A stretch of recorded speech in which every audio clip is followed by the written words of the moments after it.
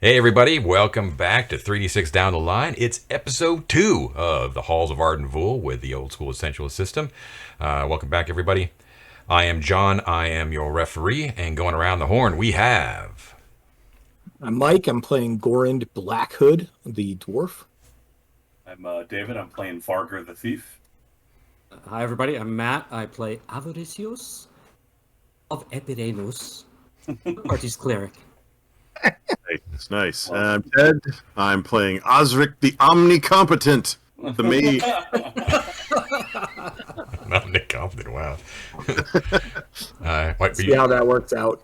Why don't you just let everyone know what your constitution is, Osric, because I'm sure people are dying to know. I don't even... It's my constitution. I've forgotten. It's more than 5, I can tell you that. I'll bring it up on the screen here for everybody. Yeah, put it on screen, please. There we go. He's got an 11, folks. Okay, Yeah. that's the stuff. Wait, who has the That's on my lowest? character sheet, sorry. Well, Who has the lowest con this time? Is it me? Is it me?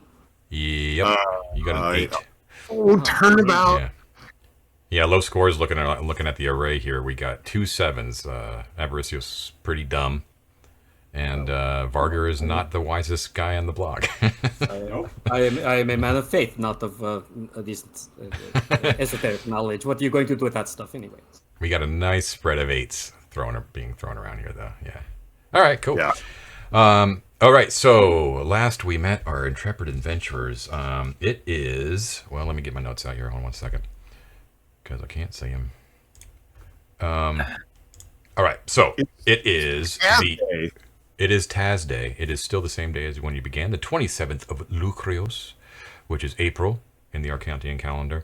Bright and sunny day as we rolled randomly. Great for exploring. And it is approximately between like 1 p.m. and 1:30. You guys have approached the massive colossal defenders of Arden Vul, namely Arden and Vul. And you have proceeded to ascend the long stair, which is actually a long ramp, which makes its way up in between the two statues, instead of trying to find a way over the river to ascend the actual broken stairs that only make its way halfway up on the other side of the falls. So with the spray hitting you in the face and looming underneath the shadow of Arden, you have roped yourselves together and expertly and safely ascended the ramp approximately, I believe, like a third of the way up. Let me just check what we're looking at here. No, about halfway up. And you have stopped at what appears to be a small cave with no further exits from it. And because you found yourself level with the pauldron armor of the statue of Arden, on which Varger then attached himself to the wall and scaled laterally across the wall in order to investigate the crevice in between Arden's shoulder blades and the cliff face which it adjoins. Found like a big patch of vegetation there, and no sooner had he launched himself in there than a huge green scaled dragon flew into view and then disappeared over top of the plateau. While the rest of the party retreated back into the cave, Varger was still left attached with his rope, with the other end of it in the hands of the rest of the party, still nestled in that very dark crevice with all the vegetation and vines. And I think that's where we're at, right? I think basically covers Yes. it. Oh, yeah. That sounds about right. That sounds right. Yep. Oh, and also, of course, the big thing was, like, before they even ascended, they went into this ruined tower at the very base, and they ended up talking to a ghost named Eartol, who was looking for his signs of his lost love, Naima. He's a spelling ghost, much like Count Dracula. So we have some ideas about what we want to do next, John, but I want to take the opportunity to ask a couple of questions. Mhm. First question, because all of us have been sort of bothered by this. Arden holding out her hand is weird. So I want to know, is there some legend or story about Arden that would explain this weird posture and this hand-holding thing? Like she's the Arden the giver or Arden the hand slapper or something, that like we would have some reason to think, oh, that's totally normal that she's sitting like that. Right. That's a good question. I don't think so. Not that I remember, but I'm going to look it up real quick. And then the second question is I wanted to clarify, that both statues, but primarily Arden, since we're closer, is carved right out of the living rock and not assembled from blocks? And is there anything sort of anomalous or weird about her armor, right? Like, like if we were looking at the armor and saying, yep, that tracks for period armor, except for that weird thing right there that's like, that's the button that opens a secret door, 20 feet high. But, anything weird like that, like crevices, cracks where we might be like, oh, maybe that's a secret entrance or something. No, nothing. I would also like to know the cheat button that just opens the door. Yeah. Oh, love that. Yeah, that's if you could just. I think I have a game genie. It's Up, down, left, Yeah, right. right.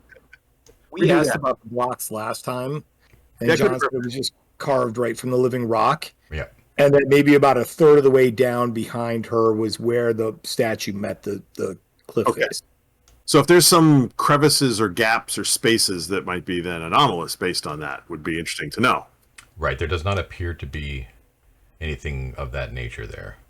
It really, really looks solid. Well, it's pitted and stuff like that from the water, but nothing that that tips you off that there might be something out of the ordinary, other than her pose. And I am trying to find The myths and legends of Arden. Yeah, she did. She went through trials like Hercules. like Hercules, correct? Yeah. Oh yeah. The trial of kick me. Does she have a great big kick me? Sign, like, 12 labors of Arden. Okay. Right, like playing volleyball. It's one of the labors, who knows? give me 5. Too slow. That just seems odd, right? That there's this kneeling giant statue with his hand sticking out like that. And so I feel like should there be something there? An orb? Or I'm sus about the palm of the hand for sure. maybe that's where you have to sacrifice the dwarf, I mean, it seems like a pose of supplication, right? Sure, absolutely. And if there's some story behind that, then I'd be like, okay, this is a normal thing. But No, does not appear to be anything from her past. Ooh, okay, so that's kind of weird that she's I'm standing. gonna go look at that. What Yeah, would be cool is if we could find like 2 giant coins to one of those banks. the handle lower. I'm just gonna kind of push it over the side, right? Okay, so All right, so yeah, so you're in That's this cave, odd. and the cave only has like it does have like that supply of firewood, which is kind of Right. interesting, and an empty fire pit. I did have a question about that, John, thinking about it. I Hmm. want to get a sense of like how recently, or if it's been recently used at all. Is the fire pit still warm? Are there coals? Wisps of smoke? It's definitely no, it's not that new, but it definitely looks like it's been used recently. Like it doesn't look ancient at all, of course. Like Doesn't it feel like a waypoint, guys, for people that are traveling but didn't allow for enough time to get to the top, right? Or if the weather is bad or something like that, there's probably like a... I would have thought more like a watch guard, but yeah, it could be that, Mike. Or just like Or- a place to get away from the dragon who's flying around? The fire pit. Is there anything unusual about the fire pit, John? Like it's is it just a spot on the ground, or is it like built in or decorated in some way? no, it's expertly set up like in the middle of like near the cave mouth, so that it won't choke the Right. small confines of the fire. It's intentional. It's of the not cave. just, this is where we've been lighting fires Yeah, for 3 it was definitely built, and the remaining ashes that are in there have been obviously expertly like tamped down and extinguished. It's not like Can I sift through them? haphazard. Yeah, sift through them. I was Can about I to say. sift through those ashes and see if there's anything in there? Yeah, and while he's doing that, I'm going to look up and see where the smoke goes. So it basically gets sent outside the cave. It's like the fire pit is sort of like at the cave entrance, and then so like they just let the smoke kind of go out the entrance. Okay, so I was hoping for some kind of chimney or something. Yeah. Close enough to the door. No chimney, yeah. Now sifting through the ashes, Gorand, you do catch the glint of some gold actually that's uncovered there. There seems to be just a smattering, a simple 5 gold. 5 gold, I'll that- take it. In your state, that's not a small Yeah. amount. All right, I flip a coin to my Witcher, and then I flip a coin to Ed, and I flip a coin to Matt. I can't say your character's name, Matt. Avaricios, come on, it's very easy. I'll coach you. You gotta. Avaricios. Mauricio. Sorry, man. There's Avaricios. It's the dwarven too much tongue. Western New York on my 15th tongue. Warrior montage we're watching right now. So, is there anything when you were digging around, Mike, the base of the fire pit? Anything else in there besides some coins? Just the coins. I don't know, John. Also, how old do the coins look, and which country are they minted to? They're the local coins, and they're the current ones. I assume that I think that it would be Arcantian in nature, but there may be like a local, like Thorkin mint. Okay. All right. Cool. Huh. I'll hold on. I'll hold on to Vargers for him. I have adjusted my inventory, adding the single gold coin. Yes, that's it, boys. We're in the money. Fortune and glory, boys. Fortune and glory. We're gonna level up now, right? Okay, so 161 experience points. So the cries of the dragon are dwindling away as it disappeared over the plateau, and Varger is basically shaking in his boots amongst this vegetation. So what are you doing over there, Varger? Well, I'm down in this vegetation in this crevice. I'd like to take a look around. What's my visibility like light-wise? Is it lit well enough? No, like I described last session, it's sort of like there's like a beam of sunshine that's basically because the sun's just past its zenith at noon, right? And so it's like basically like shooting down into the vegetation. So it's not like brightly lit, but it's just sort of like a strong beam sort of down there. Sure. Yeah. But if I were to pat along the back of Arden, is it like such deep shadow that I need to light a lantern? No. You have light. You have it light enough in the daytime to see. It's just okay. So I'm gonna shadowed. I'm gonna untie my waist for now and walk around in the crevice and do as close an inspection as I can of this area for any sort of writing, any sort of signs of camp. Okay. I would even look for like drainage. Like, is there any sign that there might be a hollow point? Yeah. Okay. Statue that so right into, the way you're traversing, it's very very difficult because once again you're in this V, right, and you're right there. Gotcha. So when you're down right there in the base, it's sort of like the trash compactor scene in Star Wars, right? Eyeball comes up. Yeah, but not it's not moving obviously, but when you're down there, you can basically put your hands on either side, and one hand's on the back of Arden, and one hand's on the cliff face, right?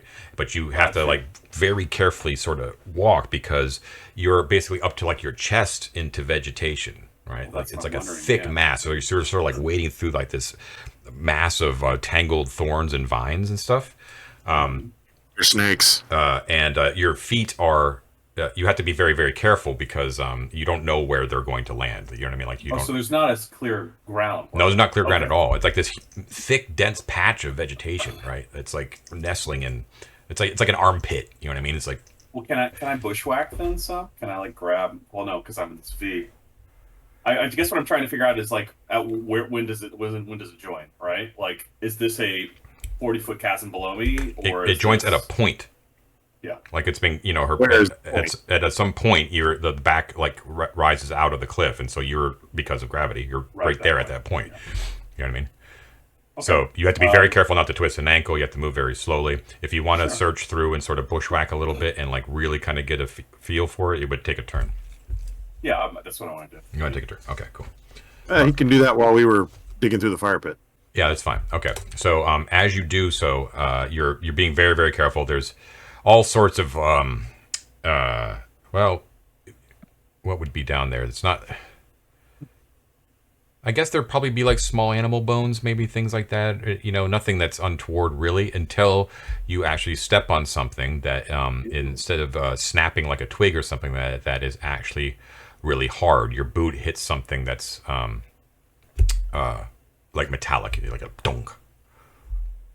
It's hidden below you. I'm gonna kind of Sweet. press the vegetation or get my dagger and cut the vegetation so I get a view of it. Okay. Or my hand axe, I guess, would make more sense. Yeah, so you kind of have to reach into this vegetation and pry stuff away, and then like you kind of pull out from underneath your boot something, and you pull it up, and it's extremely heavy. You actually have to use two hands, and you're like, whoa, what the? And then the light hits it, and you see that you're pulling up what appears to be a cylindrical rod. You can't see the bottom of it yet. That is made out of solid gold. Solid gold. Like not encased in gold or you know what I mean? It's like made out of solid gold. It is Mike's on 5 points. It's it is it's about 1.5 inches diameter. Okay, so it's quite thin, made out of solid gold, but you can tell that it weighs probably a good like 20 pounds or so. And it's long, right? So when you kind of pull it up, you can see, well, relatively long, that it's about 15 inches long. Okay, is there any Right, so that's like are there any this. markings on it or any indications of what it might be? No, but it is strangely out of place, obviously, because it's so smooth, so expertly carved, made out of solid gold. But well, I shouldn't say it's actually totally smooth, because the gold being kind of a soft metal, there are like nicks and scrapes and dents through it, right? But in general, you could tell that in its original form, it would have been just like a smooth, undecorated, perfect little cylindrical shaft. All right, 15 inches long, 1.5 inch diameter, solid gold. Did you pull it out of the rock or out of the muck? The muck at his feet, Okay. like it was just like lying in the vegetation. It was just You lying. said It it was wasn't about plugging 20 anything. pounds. I'm sorry, Matt. What was that? Oh, It was about 20 pounds. Yeah. And there's no distinct markings on it. Do I have any sense of... I'm in an immovable rod. It's the only thing that comes to mind. But do I have any sense like of an arcane golden rod or any sort It's of know-how? beyond your ken. You have no idea. What's That's the what I figured. name? Yeah. Yeah. You're just looking at it, and as a No. thief, you're just looking at it like, oh my god, I've got 20 pounds worth of solid gold. I don't know what this is, That's but amazing. I'm retiring. I'm going to Dude, throw that's that in my like- backpack. it's almost $500,000. Sorry. so It's almost $500,000. so it's one item encumbered slot. Okay, cool. So I think we're done. I think we're done here. Yeah. There you go. If there's nothing else mean, really these are- apparent to me down there, yeah, I would return back to the rope and go back up to the nape of Arden's neck, Mhm. where I had one of my stakes, and then I want to. Do we want to go back to the other guys real quick, or No, just tell me what There's you're going nothing to do. for us to do. man. I'd like to Yeah. scope out what the path on the other side of the pauldron looks like, and if there's any way that I can get to the western passage. So you go to the far western part of the shoulder. It doesn't take that long. You've already been searching through it. At that point, like where you are there, actually, just let me double check the illustration here. Sure. Hold on one sec. Let me switch over to Owlbear here for folks at home.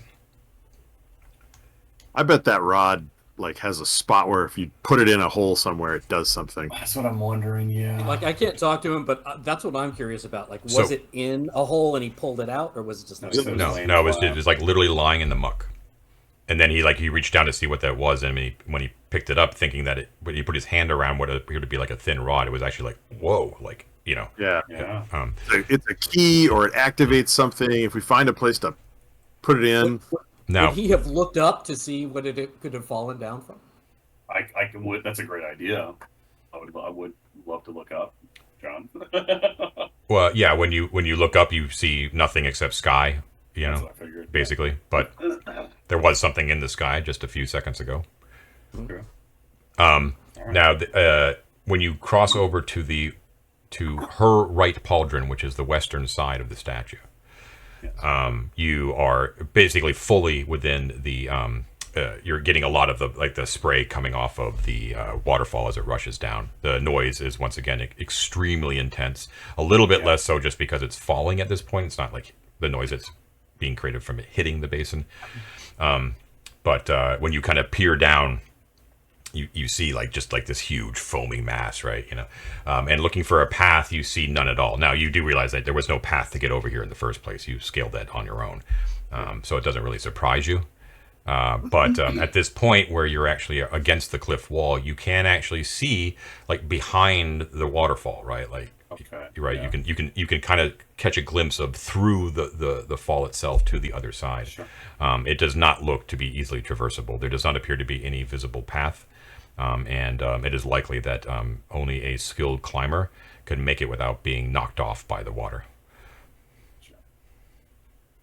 I wonder if the better part of Valor, guys, if we really want to explore this, is to go to the top and then come over across the river and then just Try to rappel go down down on the other side. Might be the better Yeah, part it of just it. depends on the length, I think, right? Well, I mean, we just got like 20 pounds of gold, so we can afford rope. No, for sure. Unless this is a really important artifact that we can't really sell. Yeah. I mean, we could sell it, but Well, all we got to do is slice it, and we have coins. that's true. Yeah. Yep. All right. So I think for the go ahead, Like a Dan. tsunami. Sorry. I should say that when you're looking behind the waterfall, Varger, and you're seeing the other side of it, you're also looking slightly down at what was that marble grand entrance, Yeah.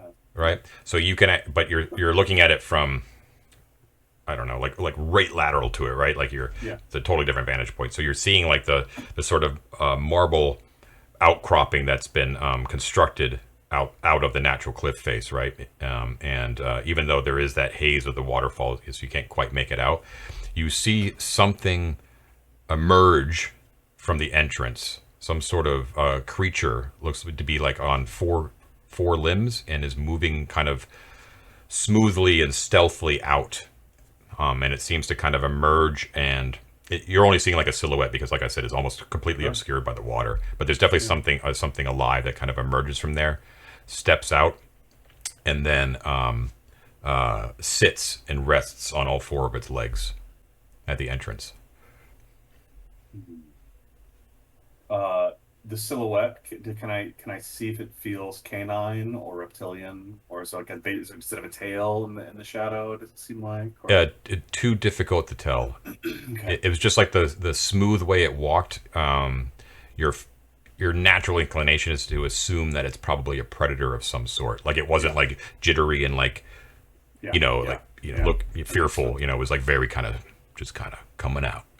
I think that's a pretty good indication that Varger is going to put a pause on that route for now, because I don't know. If Oh, no, man. You should totally go over there and check that out. I was really hoping to do like an MI2 where I just like run and jump, and fly through the air and do like a backward back bend on the rock. But Hell yeah.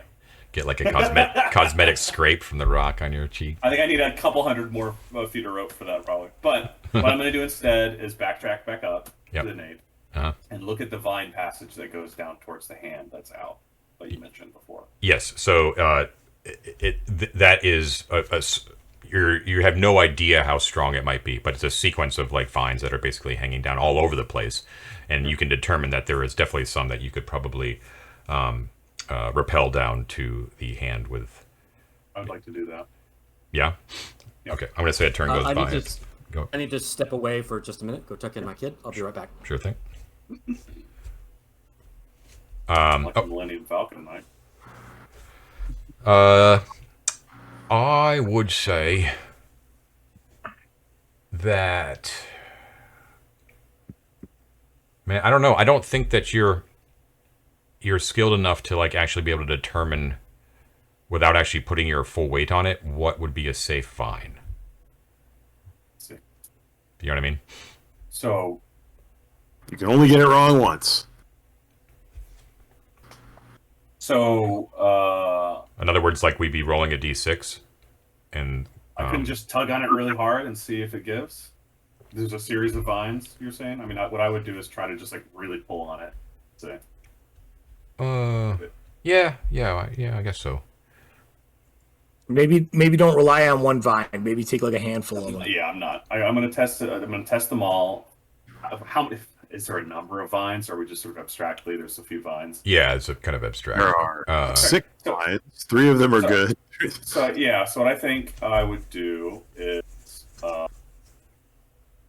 You know what? You can test them, but Okay. it's just not 100% safe. Is all I'm saying. So No, I totally understand. Yeah. So here, I'm going to put up the dice thing here. Why don't you roll me a d6? I'm not going to tell you what you need. now. That's a 4. A 4. Okay. I'll let you decide if that's good or bad. But you definitely find some vines that sure do appear to be strong enough to hold your weight.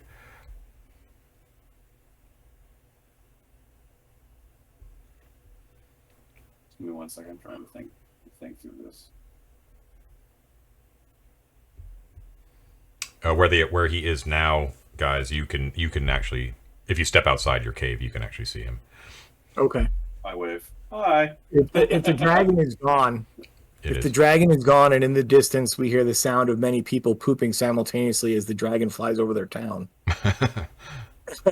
I'm safe. I'm good to go outside. Yeah. What I'm thinking is, you know what? I'm not gonna overthink it. I'm gonna try. So what I'd like to do is, if I can at least do 2 vines, I'd like to have a grasp on 2 vines at any given time, and sort of like that down, so that if one snaps, I can sort of affix to the other. Right. If that makes sense. Right. So I have like a little bit of a contingency, is what I'm thinking. Okay. You're still attached with the rope too, right? Yeah, I think I'll go as far down with the rope that I have currently. Yeah. Before continuing. So I'm attached at the waist to a segment of 50 feet that is tacked in, like at her nape, I guess, right? Yeah. And there's another 50 foot that goes over, that's like hard lined to the guys, right? Yeah. It's just like stapled in. Yeah. Go ahead, Ted. What's up?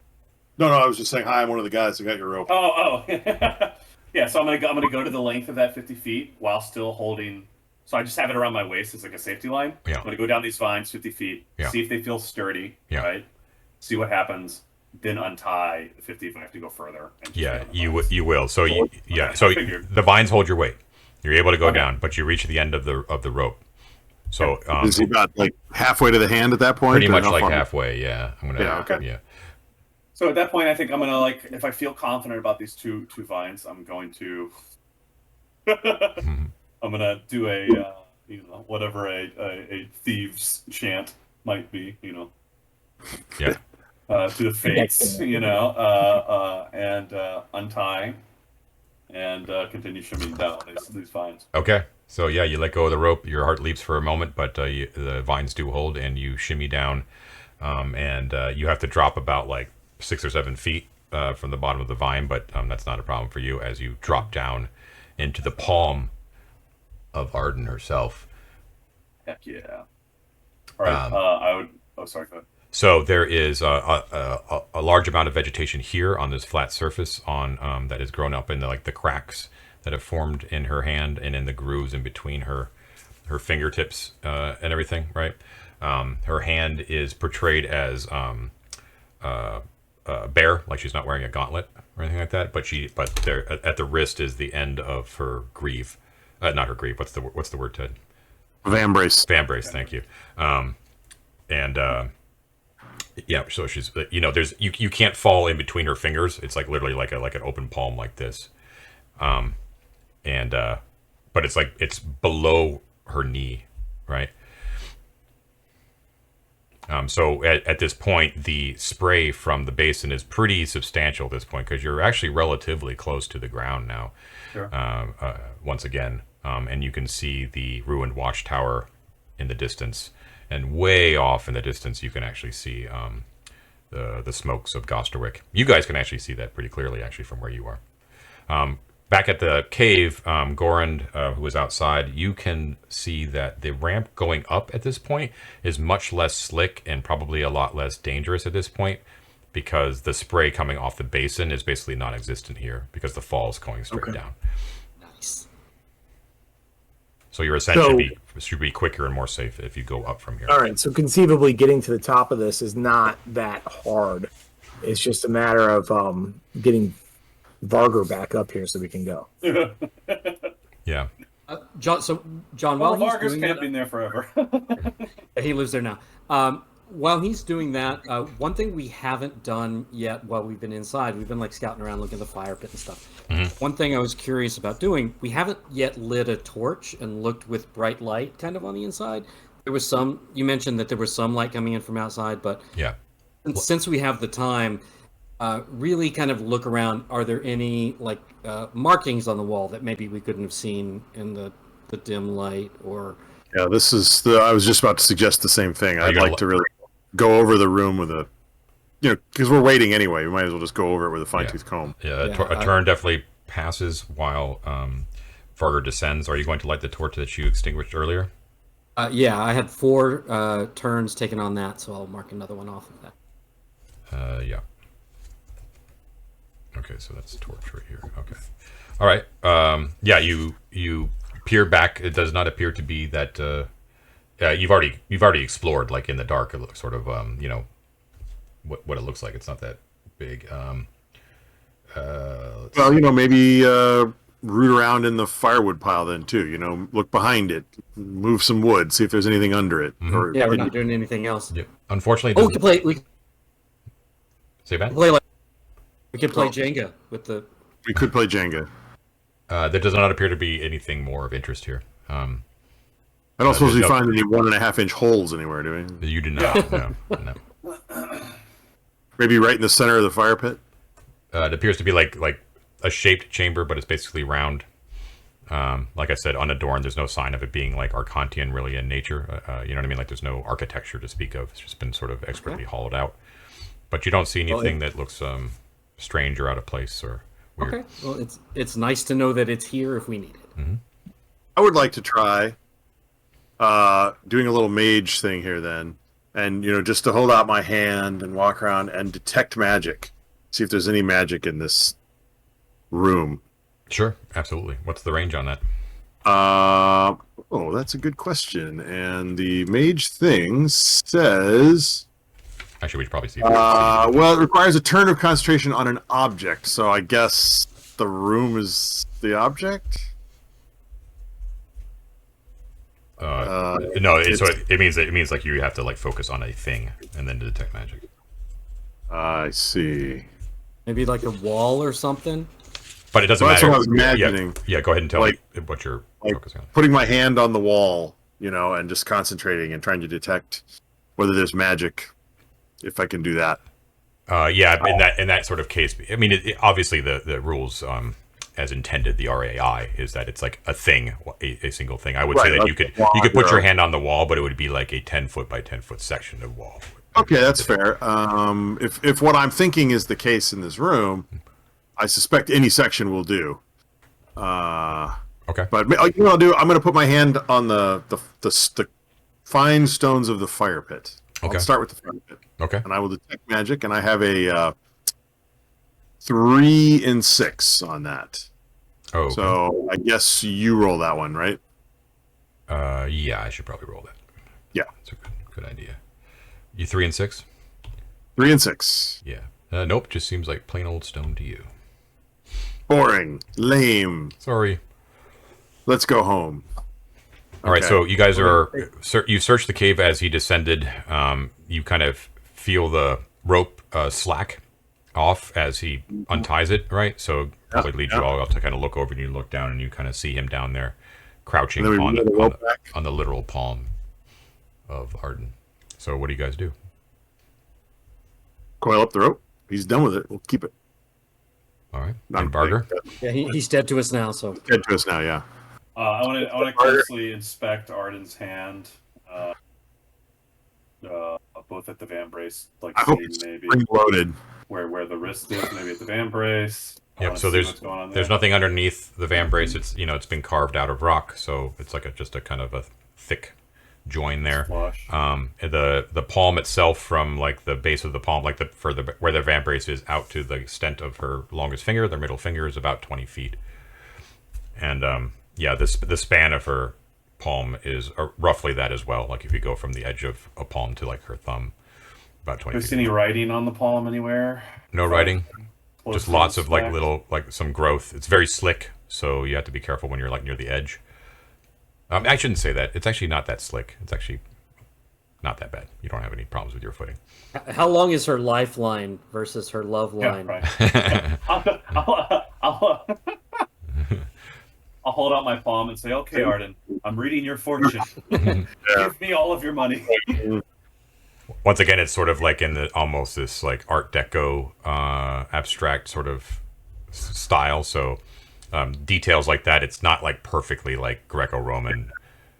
You know, Barger, I can shout down. Can you see any, evidence of wear or, Okay.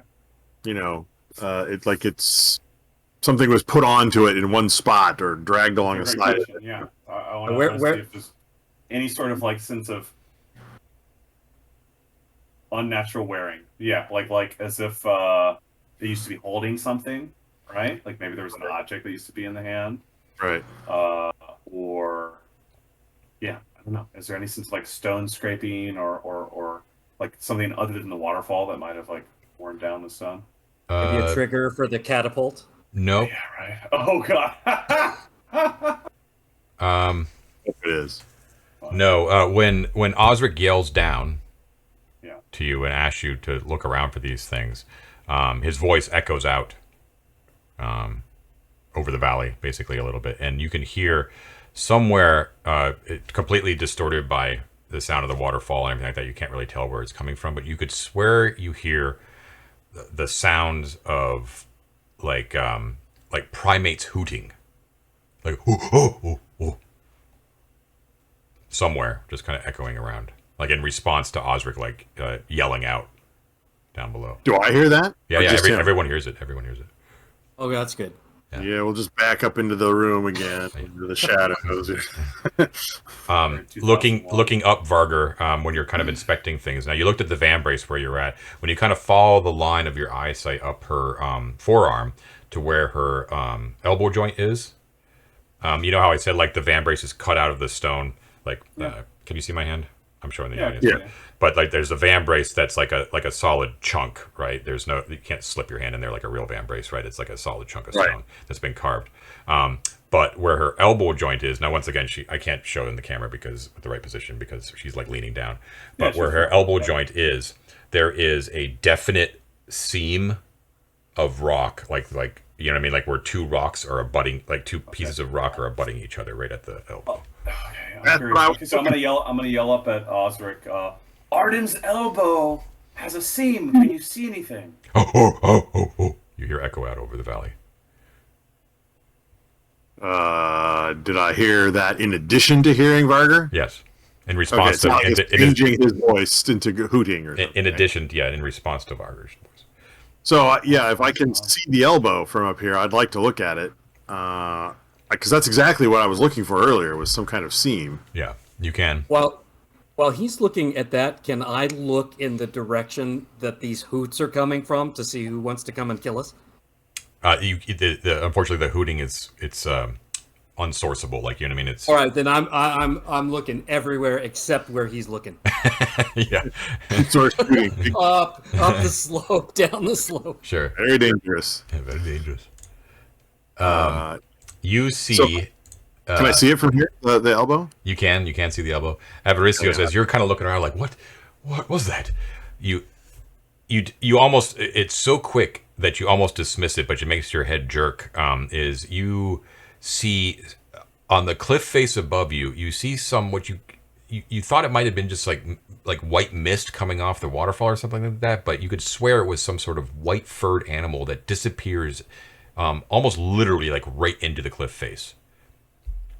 Oh my God. Like it must be Okay, some trick of the eye or something like that. But something's way up at the top edge of the cliff, or no, about like halfway from where you are and the top of the cliff. okay. Yeah, very briefly. It appeared to be sort of away from from the ramp itself, like sort of like in the middle of the cliff face between the ramp and Okay. the waterfall. But Okay. yeah, it's just like So not like directly above us, but more like over. yeah, a little bit. Yeah. And it, but like you said, like you couldn't quite, not really sure, but it was something like a white furred, smallish sort of thing, like just darts like right into the mountain. Okay. Monkeys are the worst, man. Let's not call them monkeys. Yes, But we have to perhaps I go to my friend Aldrich. Perhaps we want to maybe be quiet a little bit. I thought I saw something up above looking down at us. I don't like it. All right, what do you do? Well, I'm trying to look at the elbow. Yeah, I don't know. I'm like the seam. There's something going. I mean, It looks like there's like a join there, right? yeah. So That's what you're basically getting out of it. You know, something is relevant at the elbow. So like another turn goes by. I don't see any. Go ahead, Ted. Sorry. Not entirely carved right out of the rock. This is like attached, or there's a gap there for some reason. So is it that the arm is attached? Is it the arm? Yeah. That there's an entrance there? Is it that there's? Now that you look carefully at it, Osric, when you're looking down at it, you can see that the entire arm, all the way up into the recesses of the pauldron itself, is not attached to the cliff face. Okay. Do you tell me that? I can't shout it out. No, we'll attract more monkeys, and Matt will be sad. I'll be sad. I'll be happy, but Avaricios is going to piss his pants. Okay. So I have a. Yeah. Can you sign? I'm gonna go. Yes, I'll be like. Okay. Yeah. I'm gonna point at the elbow, like, huh? Okay. For the podcast listeners, there's some really good miming going on right now. It's spot on. I think if he's going like this, I'm probably looking at the seam and intuiting that he thinks that point here or wherever that pauldron. You think it moves or something? You think that it's like a pivot? Well, like I said, I think it's a catapult, or You think it's a catapult? Oh, that's good. Okay, John, can I look at the palm? I know. I think I asked already, but there's no cylinder or anything like that. Nope. No. Mm-hmm. Okay. I don't know. I'm like out of ideas. I could just be weird. Can I pantomime the pose that Arden's doing and say, "Arden, bless me," and like do her pose? What do you say? Arden, bless me. I don't know. I'm just pantomiming her pose. Are you speaking, or are you just pantomiming the pose? I'm speaking. Okay, and you say what? Arden, bless me. The palm, you get stone basically explodes outward from underneath the pauldron and at the elbow seams, and from explodes outwards, and and you have to steady yourself as the palm Am I gonna die? Oh no! Catapult. It slowly raises up, ever so slowly.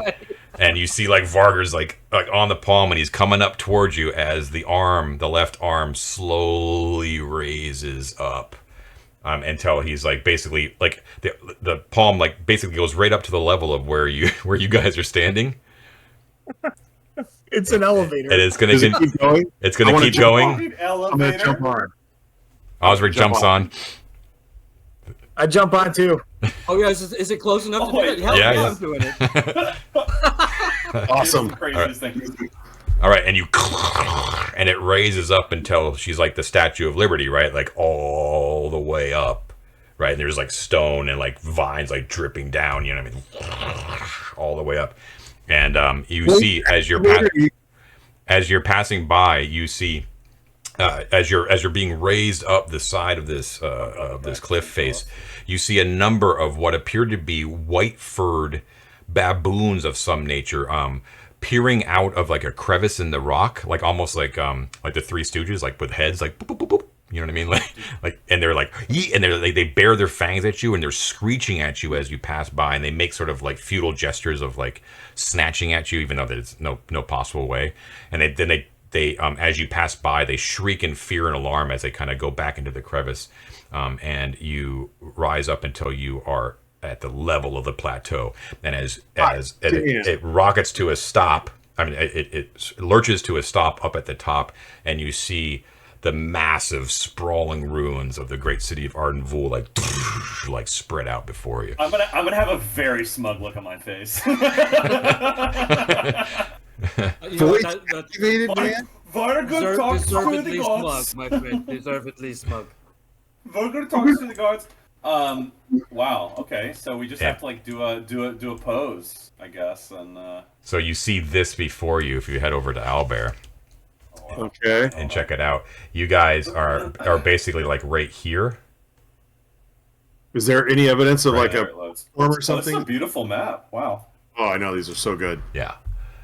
I love these maps. So you are you would normally have come out at the top of the steps here, right? If you had extended the ramp.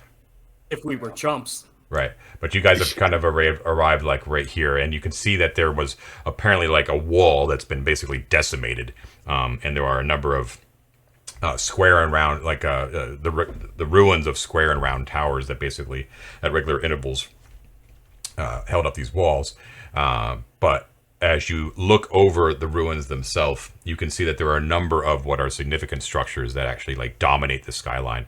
The one that takes up that immediately draws your eyes is this massive four-sided stepped pyramid off to the northeast, basically in the center of town. You assume that this is the Great Pyramid of Thoth that you heard about, which apparently provides the easiest access to the caverns beneath the ruined city. Right. Also, you can see like poking up out of the ruins are two massive obelisks. There's one that's not that far away, directly to the northeast. Oh yeah. And there is a another that is where is that bad boy? Give me a sec. I see a tower on an island. Give me a sec. It's Where are you, obelisk? it is maybe. Oh, I not. see an obelisk in the path. Like if you go up the stairs. That's the Right, first. That's the first one, yeah. It is the great invisible obelisk of Arcantia. Clearly. Hold on a second, I'll get it here. There's a ruined one over to the west. It's actually like right here. There's another one, although it's not really depicted that well. I see. Oh, yeah. Well, something there. Yeah. Okay. So, John, where this hand brought us to, is there any sort of like platform or remains of a platform that, like, No, there's no indication at all. Man. far out? Yeah. So you see that there is as you come up on top, you can see that there is like directly to your west appears to be like a fen of some sort, like a marsh land, right? Dominated what appears to be like a large body of water, like a lake, and there is a river that flows out of this lake right near you to the west that crashes over the edge, and that becomes the fall. Okay, so this is the swift river up on top of the plateau that leads down. And then you can see that to the right side, it appears that things are a little bit more intact and a lot drier, and there is a large thoroughfare that connects the long stair that goes through the heart of the city that appears to lead directly to the pyramid itself. You do see that there appears to be a long and low bungalow of sorts on the western side. That's like right here. Okay. And there is. Just making sure I get all my stuff on the thing here. I'm going through a number of. There's heavy ruins right here, which looks to be sort of like a formidable, heavily fortified structure of some sort. But the ruins are right here. Right. Yeah. Those also stand out, and then here directly to the south of that appears to be also ruins, but much more of like a grand and luxurious sort. Right. Like this is more utilitarian. This is more like palatial, right? John, can I ask? Sorry, go ahead. Yep. Go ahead. On the ride up, having seen that weird silhouette on the western side, Mm-hmm. and knowing that there was like infrastructure over there, do I see with the higher vantage any other signs of a pathway or other doorways, or get a clearer view of whatever was there, or is it still On the side of the cliff. Yeah, I just want like now that I have some height as we're moving, I'm gonna be like scoping as we go up, right, over that side because I know there's stuff there. Yeah. So there is. Hold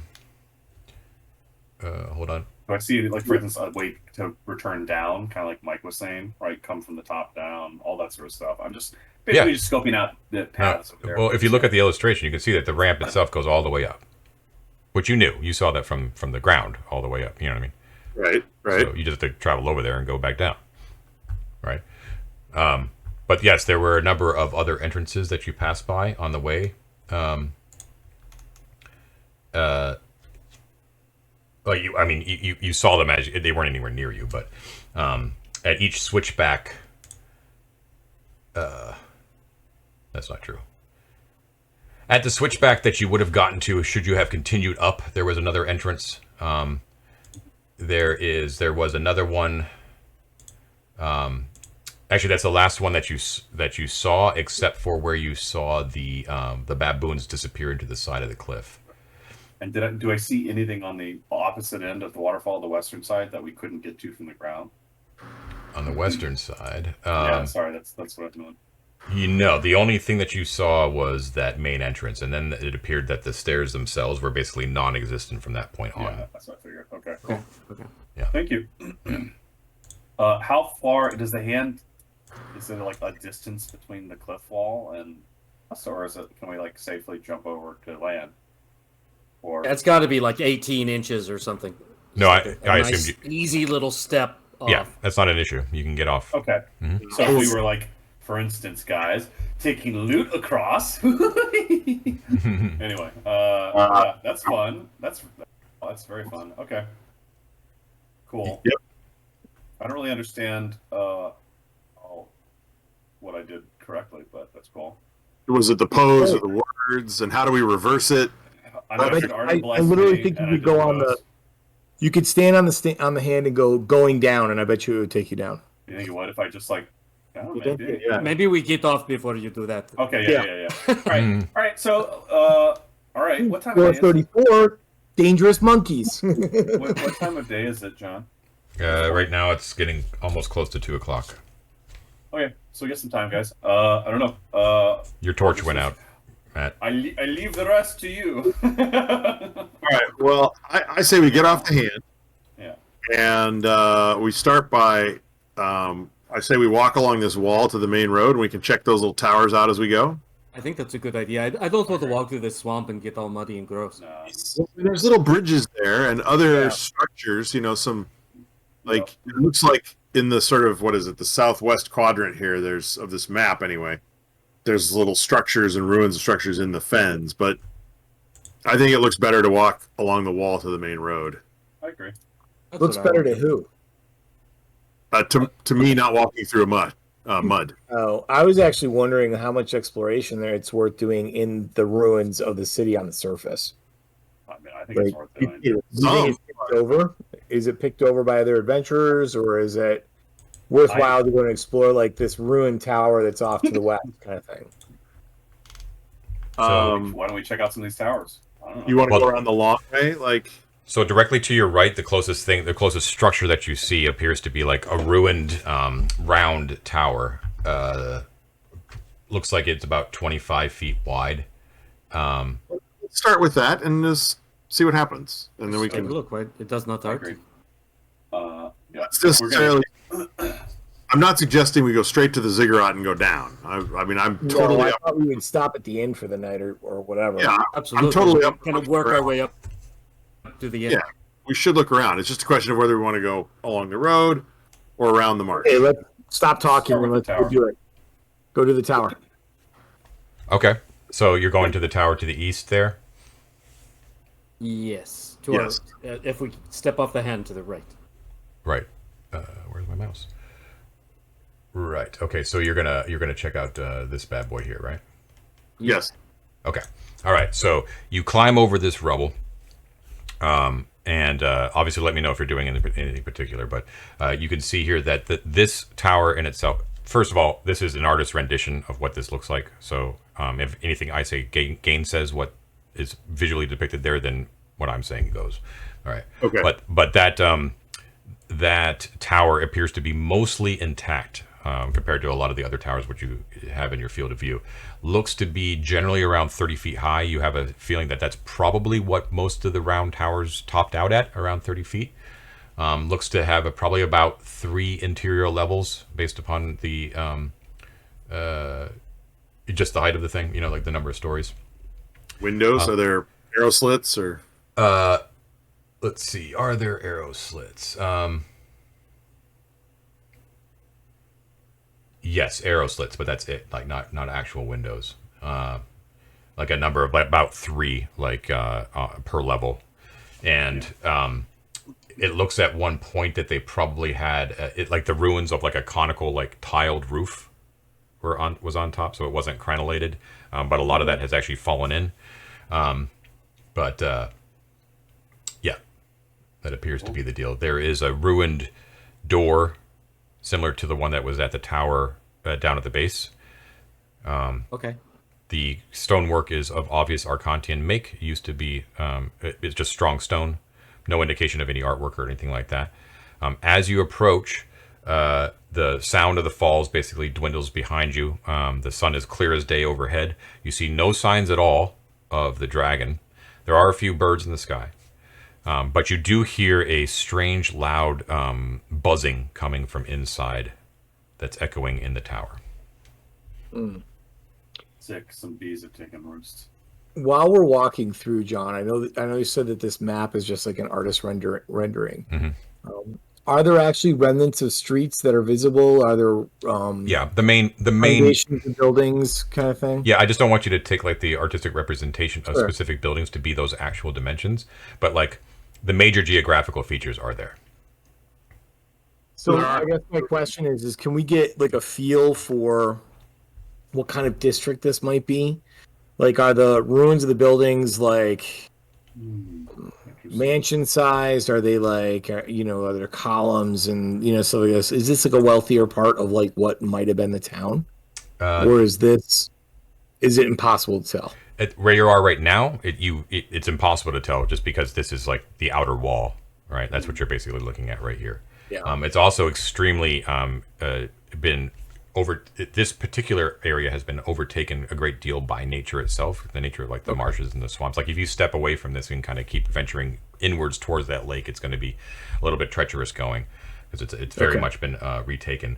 So a question, John. Yep. Before we barge on in here, I'm a farmer by nature. That's just I'm a man who has worked the land. I know my way around an insect or two. Do these sound like normal insect buzzing or enormous insects? It sounds like enormous insects, yeah. Like quite louder than normal.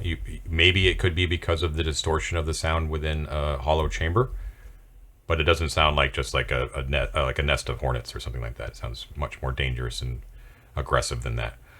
Okay, yeah, these sounds dangerous and aggressive. Yeah. You guys want to go in? You can. I don't recommend it. We smoke them out, you think? I was literally about to say, let's smoke them out. Mm-hmm. Can we gather? Is there enough like fallen wood and tree branches and stuff that we could like light a fire at the door? Tie bundles of grass together and throw them through the arrow slits. Yes. Yeah. That might set it on fire. Well, it's stone, right? I like this. I like the smoke idea, though. The main thing is grasses typically will just smoke, but they won't actually You're not going to get 12-foot flames. Oh, we get like some green grasses. Oh yeah. Right. So one thing you want to be aware of is, speaking of like wood, is that there are very, very few trees, actual trees that have grown. Now that's an interesting thing though, because you would think that in the, the centuries since this place has been in ruins, right, about 1,200 years, that trees would have had plenty of time to grow up. But the only trees that you can see are actually within your field of view, and they're quite distant away. And you can see that they actually are lining that main boulevard that bisects the city. Right. Other than that, there's only like there's lots of plant life and stuff like that, but there's no like gigantic growths like that. So for what I'm saying is that there's very little wood, like burnable wood at all. Not to mention the fact that you are very close to like this swamp. So you can see here that there's basically two things that bisect the city. There's if you look at my arrow here, there's the main boulevard, right? That basically divides the eastern part of the city from the western part of the city. Okay. Yep. And then there's the Swift River. Yep. Okay, which also bisects basically the western side of the city. So when I say west, I mean basically west of the boulevard. Okay. Right. Just from here on out. Now here on the western side of the river, this is like the swampland. Right. Okay. Gotcha. So where you are right now is relatively dry, but it has been basically almost completely subsumed by growth and brush and stuff like that. So a scrub. Scrub, yeah, easy enough to traverse, but I just want to point out the fact that you're not in like Shadar Logoth, right? Yeah. Or something like that. It's like there's not like huge massive dwellings. The only massive dwellings you see are the ones that I've already pointed out, and they can be seen because of how devastated everything else is. Right. Right. So what I'm suggesting does not require tremendous amounts of wood. Brush, scrub, swamp grasses, like Let's do the and, cattail. I can help cut some. and if we do it in the doorway, it'll just draw like a chimney. It'll draw smoke Uh-huh. and not actually set the interior on fire. Sure. Is what I'm thinking. And then, of course, then a 50-foot wasp comes out the top. We go inside and hide, I suppose. But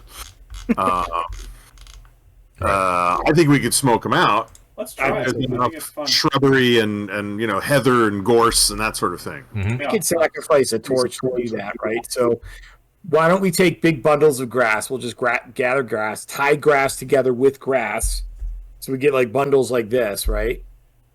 Then we light a torch and we set them on fire, and then we start tossing them through the door.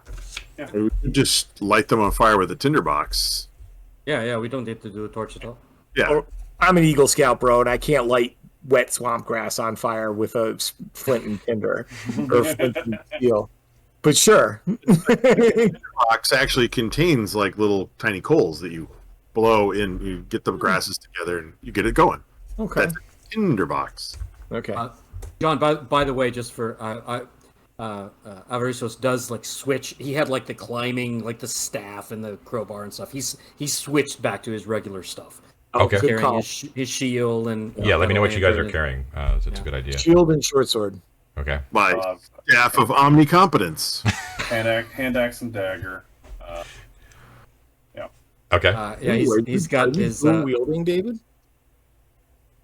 Oh, look at Are you dual wielding? Ooh. I have Yeah, that works out for you. a mace and a shield. Yeah. Mace and a shield. Okay. Okay. All right. So you're gonna try to smoke out whatever is in there, right? Yeah. Okay. While we're doing before we start this, if we do flush something out, are there any larger shrubs we could sort of hunch under, right, to hide if we need to? Build a blind. Let's build a blind. Oh, let's build a blind. Oh, that's brilliant. There we go. let's- Yeah, because let's if do it comes out, it's going to be above us. So we Let's want do a to quick lean-to blind. That's a good idea. I know, I'm really smart. What are you using to build that? Shrubs. I'll hack at any of the shrub stuff, and we can sort of like lattice some shrubs Yeah, together. I we've think. been cutting all this grass. It doesn't have to anyway. be It's got a pretty, bunch of it. just like sort of, Not be immediately visible to anything that leaves. Okay. That's definitely gonna take. I'd probably say 2 turns for that. Yeah. You okay with that? I'll clear my okay. schedule. It's fine. Like 2:30 now. We're fine. Fine, are you? Okay. The middle of the afternoon. To smoke out a 50-foot wasp. There's absolutely no way we could regret this decision. It's going to None. be great. Okay. Perfect. Well planned. All right. So you build up your little blind. You get all your flammable stuff together, and you set it up in front of the front door. And then Osric, you're the one that's lighting this puppy. Yeah, I'll light it. Okay. And then you're gonna scurry back behind the blind. Are there like cracks in the door? Like, are we able to like actually shove it inside? Yeah. The door is similar to the one on the tower down below, where it's basically off its busted. hinges and Okay. it's busted. Yeah. So- Before this sets off, can we do a quick bathroom break?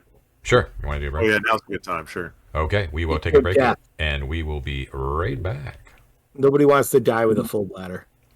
Okay, we're back. Bladder's empty. All right. Glass is so- refilled. Yes, and you've got you've got your fire ready to go here. So yeah, my plan is to, we've got the flammable material stacked up, get the fire going. I want to fan the flames to get the smoke going, and because you got to get the chimney drawing, right? Mhm. So I'm not going to like light it and run. You got to get it going so you get good smoke, and once it's drawing, then I want to be listening. And if the activity sound changes, Yeah. then I think I'll hide Okay. under the blind. Okay, so that But isn't. if I hear the sound like disappear from the room, then I want to rethink, and see about possibly looking inside the room if Gotcha. All right. depending on what state the fire is at. So you start the fire going, and And an alarm. Yep, goes according to plan. Smoke goes in, all that sort of stuff. You can, as you're very near the door, you can hear not only the buzzing, but you can also hear what appears to be the rapid fluttering of wings of some sort as well. And as the heat and the smoke intensifies, the sound of the creatures also intensifies as well. Definitely an alarm, and they appear to be moving upwards in the tower itself. I'll go hide in the blind then, Okay. because that means they might pop out the top and look for us. Right. So indeed, as you rush over, and the moment that you kind of slide into home plate, sort of like behind your blind with your buddies, you no sooner are you amongst your friends and hidden behind the blind, when out of the ruined conical top of the tower bursts a clutch of what appears to be 6 rather large bird-like creatures with long proboscises. Mosquito-like proboscises, but feathered wings and bloated bodies and multifaceted eyes, as they burst out and kind of spread out quickly in like a radial fashion out from the top. And then keep going, right? Right. They're just gonna. They angrily circle around the tower, looking at into the smoke that's pouring out of it. The smoke, by the way, black. Pouring out, drifts away. Let's roll randomly. Let's roll 8. Drifts southerly away, so it actually drifts directly over the edge of the plateau, but it's like noticeable, right? So it drifts away towards Gosterwick. It's black. Yeah. I am very cognizant of the fact that this giant statue that is a feature known to everyone in Gosterwick just moved for the entire town to see, and I didn't think about that. and then smoke coming out. Smoke appears. Coming out of a tower. Like, this is going to be quite the conversation. So this fine. the proboscises that are kind of like these winged creatures, right? They're probably about I want to say like about 2 feet all around, sort of thing, right? In general, like each one, right? Big bloated things kind of floating around. Their proboscises, though, they kind of like, you can see they're almost what's the word? Prehensile. Yeah, they're almost like an elephant's trunk in the way that they move. You can see it like sort of ratchet back and kind of probe the air as they're definitely like sniffing around, like, and you can see that we all know what sturges are, John. We all know what sturges are. Stop. And even more disturbing is you hear from way off in the west, like way off, you hear a familiar low roar, like roar, from way out there. Well, I hadn't thought about that possibility. How far away from the door? He didn't notice the arm or the smoke. Yeah. How far away from the door did we build the blind? Like 10 feet? I would have put it right next to the door personally, so that we could use it as needed. But that's up to you guys. I wouldn't do it. I wouldn't make myself run from the blind to the door if I needed to get inside. I would have put it right next to it. Well, that's what I'm hoping, is that it's close enough to the door that we could actually just jump the fire and get inside the tower. You had to get there fast enough to light it and then get to the blind. So it must be can't be that far. How far do you want it to be? I would rather it be right next to the door, personally. Yeah, like right next to the door, basically. Sure. Well, you don't want to be right next to the door, because if our blind catches on fire, we're hosed. I'm not that much of a jerk. 5 feet. 5 feet. Yeah, that's fine. Yeah, that's fine. we shoved it. Point is, we built the blind so we could stealthily get in if we needed to. I got so it. We wouldn't Yep. do it 20 feet away. Yeah. Okay. Yeah, so I think that, like, if there's a moment when the insect birds are not watching. What are they? They're already Step hunting birds. for you. Like they definitely have smelled you, and they're homing in. They're homing in. So- Okay, if I feel like they're homing in, then I want to book it, jump the fire, and try and get inside the tower. Oh yeah, Okay. oh yeah. Everybody. Can I just do it? I want to do that. There is smoke. Yeah. Can I? Any spare cloth? Shit, I don't know. I want to basically wet a cloth, put it in front of the valve for smoke inhalation. You could pee on Is it. that a thing? Pee on your Yeah, cloak. you can do Stay it. low in the tower, we should be okay. You could do it, but then that's going to prevent you from having. You're going to have to sheath both your weapons. Like you could, because you have to rummage around in your pack, get the cloth, get the water out, dump it. You know, you could be done, but it's just like you're going to have water and a cloth in your hand when you run. Oh well, no, I'm not going to hold the water. I would like wet a cloth, hold it, and then have my weapon on the other hand like this. Is what I'm thinking. Okay, but I'm just saying that all that's going to take time, and in that time, Yeah, to do it. Yeah. That makes sense. Okay, let's just go for it then. Never mind. Let's go for it. It's fine. Just go and then just We stay. can We always might all just die of kick the smoke grass. inhalation. This is You can just kick the flaming grass out the door too, David. well, okay, Yeah. once again, like you've Osric waited for the fire to catch. You know, waited for signs of dismay, right? Like all this has taken time, right? Uh-huh. Yeah. Right. So I just want to be clear that there is now. It's not like the entire tower is engulfed in flame, but there is a fire within. Smoke is choking enough of it out that it forced these creatures outside. So you're well aware that there's definitely a fire in there, and it is very dangerous, and you're going to head into it. I just want to make you aware of that. Yes. Are you This sucks. Well, hold on. You know, as I said, the fire was built in the doorway, Yeah. not like inside the tower. Mhm. The fire is intended to be drawing smoke up like this. So Yeah. Okay. Well, filled with smoke. Then. my belief is that it won't be entirely filled with smoke. It would be smoke could be going up, and that on the first floor, low down, there'll be less smoke. Or no Yeah. smoke. All I'm saying is that it's you're going into a dangerous area. That's all I'm saying. doing that. Okay, Okay, John, I let's am go. gonna wet a cloth. I'm gonna spend a turn wetting a fucking cloth, so I don't pass out in the base of this tower. Okay. Do you want me to just pee on your cloak? Either way, but I think probably we should all do this. I have already been. We on my- all pee on Varger. I love it. You all pee on me. We won't I even just want plug to you mitigate in. smoke inhalation so we don't pass out in there. Okay. That's my thought. Well, I'm closer to the ground than you guys. All right, let's go. I jump the fire and I go in the tower, John. Yeah, can we just wait and see if like there's any kind of like the best opportunity when maybe they're not looking directly at us? No. Well, he already it's said Pick up the impossible. blind and No, just it's Yeah. okay. 'Cause there's, like, there's- He already smoke. said. They're not like a single body. You know what I mean? Like they're always a bunch of them are different. Like, Yeah. okay. Can we just so, pick up the blind and just like turtle it? Okay, yeah. let's just do this then. Let's do this thing. All right. So Go in. you try to pick your best moment. You leap over the fire. That's not an issue, and you find yourself in the ruins of this tower. There is a large amount of debris on here, but it's not as like thorough destruction as the tower at the base of the cliff was. So you can kind of gather there, right? And you hang down low. And as Ted said, there's not as much smoke down here, but it's still like it's not a very pleasant environment to be in. You hear buzzing as the sturges basically swoop down and are like kind of buzzing around the entrance angrily, and you can kind of see them kind of blotting, like silhouetted by the fire there, angrily trying to find like a safe way in, but they can't at the moment. And then outside, off in the distance, up in the air, you hear a big woof woof woof woof, and the sturges, the buzzing. It gets agitated for a second, and then almost like a switch goes off. Like you just hear like,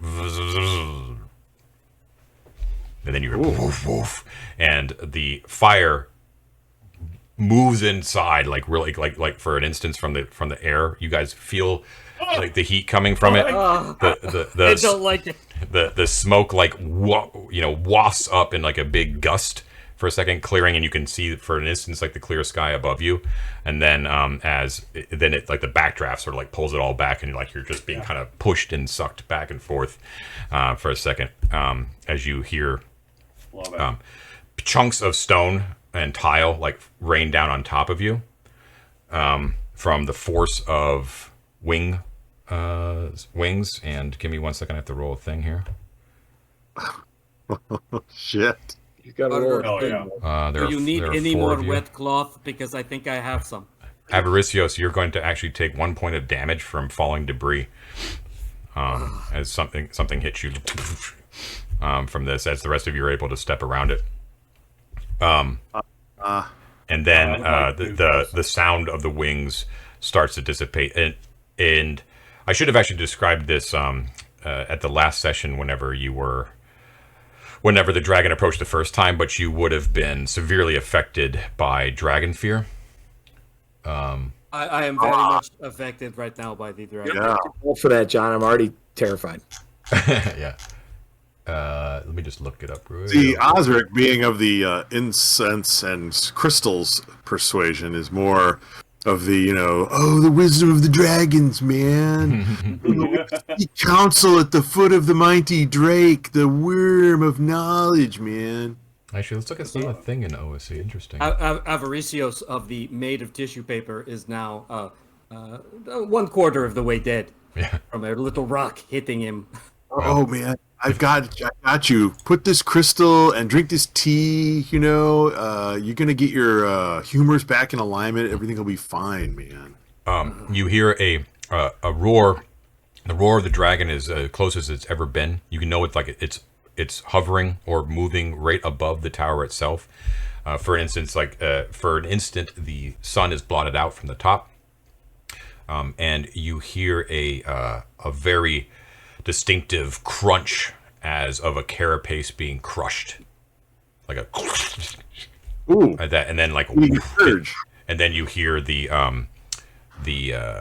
wings start to dissipate as it appears that the sound is going upwards rather than away.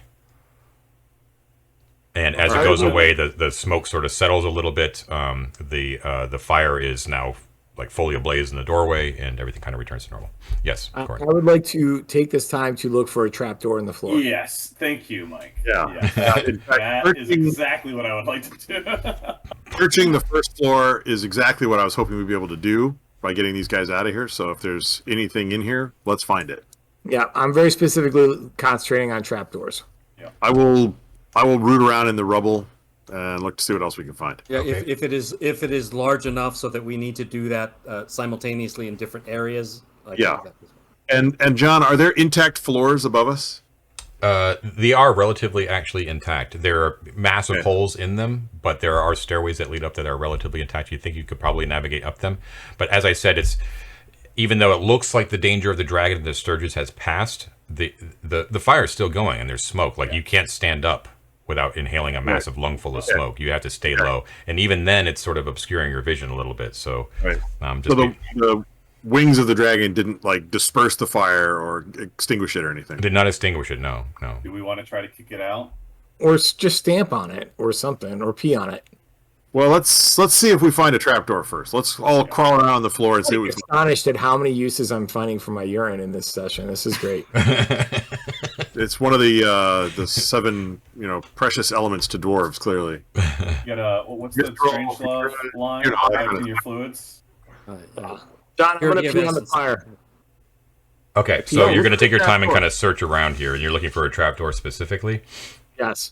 Okay.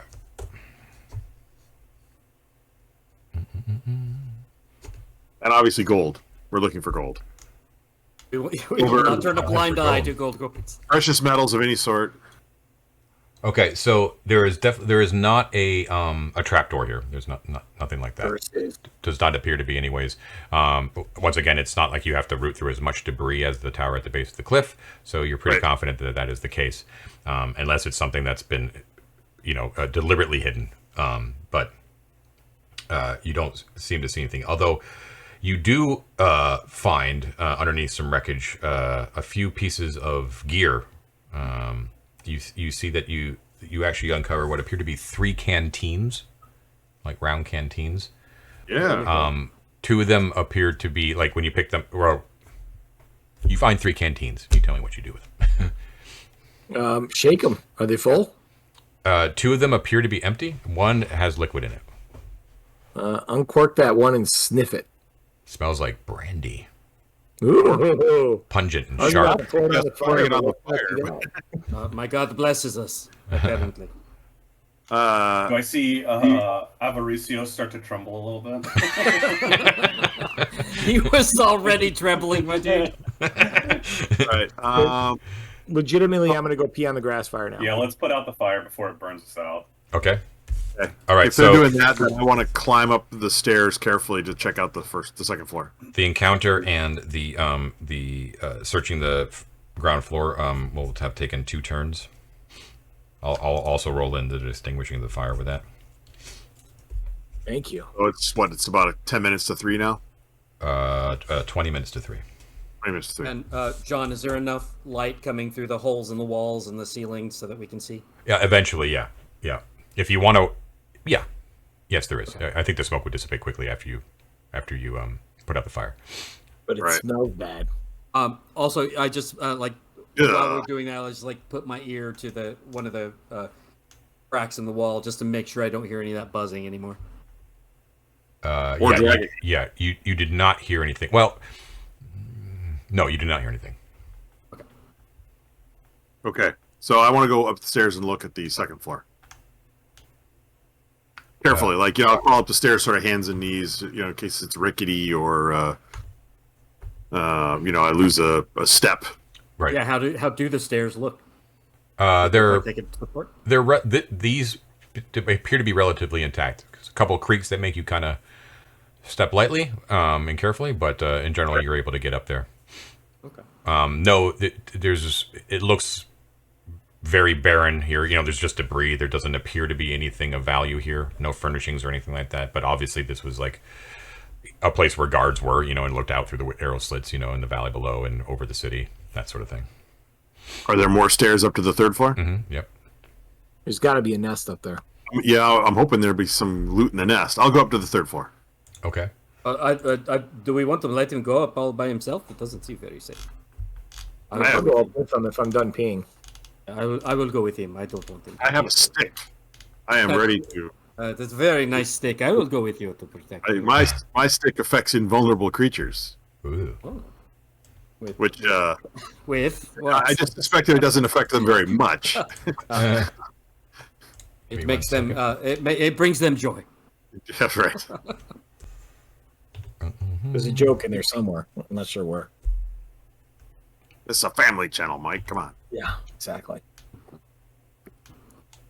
All right, I'm sorry, just looking up a thing. Yeah, here. that's right. That's right. That's okay. We're And I'm trying to be careful on the steps, and on the floor, and not step on any weak spots. But I'm also kind of in a hurry because I don't want to be in here when somebody comes back, decides to start again. Right. Yeah, I'd be keeping an eye out every window, arrow slit we pass. I'm like, oh my god. Sure. what's out Yeah. there? Okay. One So of us want to stand watch at the door itself. I think it's a good idea, David. Which one of us wants to do that? I think you do. It sounds like Stand you watch just at the door volunteered. at the bottom. Yeah.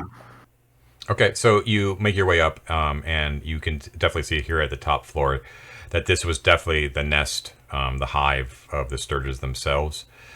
You see that there are, in sort of arranged piles of debris, that there are actually little clutches of eggs. I wonder if those are worth anything. And scattered amongst them, catching in the rays of the sunlight, you see something sparkle in a couple of them, of these nests. So I want to use my staff to kind of break up the clusters and reveal what the sparkles are. I'm actually going to start filling one of my sacks with sturge eggs. Okay, Just so in case there they're a are local delicacy. 5 sturge eggs. They are large enough that each one is actually an item, an item slot. Oh, wow. Sugar. Take one. Well, I have a sack. I have a large sack as well. So. Okay, how Don't much need to room take do you my have sack. on your? How much room do you have on your thingy? Let's see what the sparkly things are. They may take up more important room than these. Okay, I so want to get sparkles. The rule with Mike, the rule with sacks is that you have to hold them in your hand, and then they represent a number of inventory slots in addition to your backpack slots. Gotcha. So I could put as many of them in my backpack as my You backpack. just have to hold. Yeah. Oh, okay. From your backpack. Yeah. But it still encumbers you. Of course. It No, I does. get. Yeah. Yeah, I get it's that. 5 slots. So No, I'm not necessarily saying I'll take all 5, dude. Although Right. they might That's be okay. worth something. You don't know. are you putting them in your backpack? Well, I have enough slots to do 3 in my backpack without dumping my movement lower. In your backpack? Yeah, in Yeah. my backpack. That's fine. Yep. depending on what else we find, I can put one in my bag too. Depending on what we may find something more valuable to put in. Well, what you find sparkling in there is actually a number of pieces, a couple of gems, actually 3 precisely in total, that you find in these decorating the lining of the debris. I will gather them up. And let's roll randomly to see how valuable they are, shall we? You want to? Yes. You guys want to do it? I'll Yeah. roll. Okay, give me one moment. What do you want me to roll? What I want you to roll is I want you to roll me a d20 3 times. Oh, why is Roll he well doing is that? what we want you to roll. One each of you can roll. I'll roll 1 d20, and then Mike can roll 1, and Matt can roll 1, and Okay, go for it. I'll watch. Do it. 12. 12. All right. There's one gem. Oh, it was a 20 and then it rolled to a 2. Oh, all right, what was the 12, John? The 12 is a 100 gold piece value gem. Okay. The 2 is a 10 gold piece value gem. All right, here comes the big one. I'm going to roll the big gem right here. Okay. Or a medium-sized one. Does I get a 9? A 9. Yes, a 50 gold piece gem. John, what would a 20 have been? Huh? Don't ask that. It'll just make us sad. Yeah, you just have to wait until you roll one. There we go. All right, so you found 3 gems. All right, so I think we should take all the eggs and the gems. Gems Yeah, are they're not very unencumbering items, by the way. Yeah. Okay. I will. I'm going to drop the little wooden staff that we just carved out of to help climb. I'm going to leave that here. Someone Yeah. roll me I'll a replace D100. I'll do it. Okay. That's a 38. 38. Yep.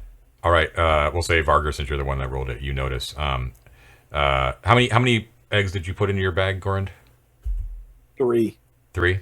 Okay. So one of the eggs that was not collected starts to move a little bit, and you see jump on hairline cracks start to form. Oh no! Let's We'll no. smash it with a stick. Stomp. Yeah, we stomp on these. No. Okay. No. You hear a sickly crunch as whatever small unborn thing within is life is snuffed out. I checked the one that I put in my bag and I put my ear to it. It sticks you right through the side of your head. Oh no! Yeah. You hear nothing. You hear nothing. Comes out the other side. So we have 4 scourge eggs, a brandy canteen, and 2 empty canteens. Are we taking the canteens with us? Yeah. Okay. Do you all have room in your backpacks for them? I can take. Let me just check my equipment list here. I can take 2 canteens without becoming further encumbered. Okay, I'm full. I can take one without becoming in. Okay, so then we're good. Why don't you take the brandy one because you're a drunkard, and I'll take the empty ones. Excuse me, I am a holy man, and this is. That's what I said. Yep. It's synonymous. Boys, it's midday. We have a lot of loot. It's not Yeah, we- midday, I- like 3 o'clock. It's 3 o'clock. I know we had intended to go to the end, but perhaps it makes sense to try this elevator and go back down to Gostrick. No, let's go to the end. Come on, No, dude. we're gonna go to the end. Crazy. We can make it.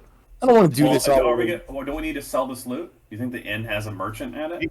I don't know. Let's go find out. I'll be willing to bet that these sturge eggs make a tasty omelet. All right, let's go to the inn. Or a really foul one.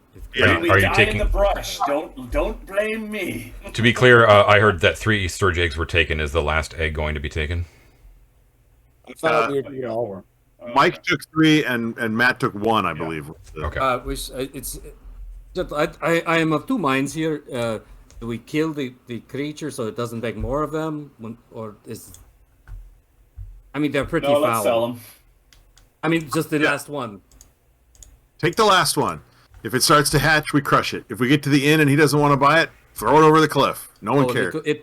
I can do it. It will start slowing me down. Is the thing. Oh, I'm confused. it takes a slot. If he picks up the egg, he drops a slot. We move slower. I see. I have one already. We Is- have 4 total. He's There's already one left. There were 5 Oh, total. We one- just yeah. crushed one. We Oh, okay. crushed We one. have Yeah, 4. so we're clear. You- and he took oh, so 3. we You have took them all. 1. Yeah, Yeah. we have them all. Okay, We're so good. what is who has the slowest movement rate? Everyone yell out your exploration movement rate, not your encounter. Your EX rate. Is that the first 120. 120. 120. EX, I'm at 90. 90. Okay, so you're at 90. So you're moving 90 feet every turn over normal non-hazardous terrain, which right here is the case in this general area. Obviously, that would not be the case in the swamp. But that's the exploration movement rate. Like you're probing and moving. Yeah, you're being careful and stealthy and that kind of stuff. You can double that rate if you guys are just marching, like you're just going. Right. But you have to let me know. I'm always assuming that you're moving carefully, which means you're trying your best to be stealthy and unnoticed. If that is not the case, you must tell me otherwise. Okay, so given that if you've explored the tower as much as you'd like to, I'm marking it now that took 2 turns. So now it is squarely at 3 o'clock. Why don't you give me a little bit? Grab your little pointer thing in there on the map and give me your where you plan to go and with the route by which you like to go there. Would you guys like to go to the road or to Yeah, let's cut to the road as quickly as possible. So let's go to this obelisk. You're gonna head Straight- as the yeah, crow we have flies a- directly across those ruins to the obelisk. Yeah, we Yes, have I a think marker that to go. sounds good. But we're over here at this one. Oh, are we this one? Okay. Yes. Yeah. Right up there. and then follow the road. And I think we're heading towards the inn roughly. Yeah. But let's explore. You're gonna go to the obelisk. Okay, cool. So as John? yes. John, so it's April-ish, right? Mm-hmm. So what? Sunset is 7:30, 8 o'clock. How much light do we have? Yeah, is that right in April? That sounds about right. I don't. I mean, it depends on your latitude, right? So do you want Yeah, to just make it arbitrary? Yeah, we'll make it arbitrary New York sort of stuff. So yeah, like 7:38 for sunset. 7:38. 7:38. Okay. We have some time. We've got a good 4 hours of light. We got time Yeah. then. Yeah. We Are got you time. are Let's you start are you walking. moving at your exploration rate, or are you going to up to it to the obelisk? Why don't we move exploration. carefully for now, and Yeah, then especially if after it a starts dragon getting late, we encounter. can speed up. Yeah, Okay. exactly. So you There's exit out of the door. dragon. The smoke has dissipated, so that's gone now. There is no obvious signs of any sort of response to it, other than what you've already witnessed. In the clear air up above you, you do not see any signs of the dragon nor of the sturges. There is, though, however, a few drops of what appear to be like blood on the ground. Quick question, guys. Sorry to kill the momentum. Does it make sense to walk along the wall and check out the towers on the way, rather than just? I think kinda- that Well, will slow us. originally wanted you to want do. you want to just to scout them out, walk along the wall to the road, and then up, rather than straight to the obelisk. There We is did just find 3 gems in this Yeah, tower. let's there, do that. If there that's is okay also with- a cluster of what appears to be like a low heighted ruined building right here, like the shattered ruins of it, but wasn't a tower. It was some sort of like estate right here. Other than that, it appears to be mostly shrubbery. It would make me comfortable to know that we kind of have a sense of what's in this area, because it's an area we'll traverse a lot, probably. So if that's logical to you, I'd say we should do that. Yeah. I'm in favor of it, but I wouldn't argue. Sure. If- Yeah. I mean, whatever everyone's sentiment is. Well, it sounds like the two of you feel pretty strong. I mean, I just don't want to linger and linger and linger. Sure. I think we're going to see a bunch of really cool stuff along the way. Yep. So yeah, we can go. I don't know if we should go in each one.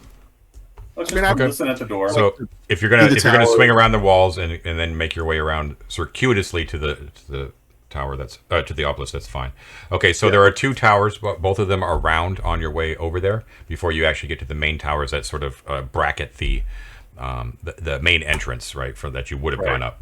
The first tower that you approach looks like it's been heavily damaged, much more damaged than the one that you were at before. It looks like only portions of the ground floor are still intact, so about a 10-foot rough, jagged portion off the ground is still intact, and it looks like the remainder of it has basically collapsed inwards into the ground. There is still an entrance, like a jam, that is still visible, but you can see it's even though you can enter it and navigate possibly, you can see it is like heavily obstructed. Like you'd have to kind of crawl through like a bunch of beams and stone and stuff like that to get in. Keep that one. Can we listen at the door real quick? Can I slowly sneak up and just put an ear to it? Sure. It'll take another extra turn, though. Yep. Actually, let me map out real quickly distances here.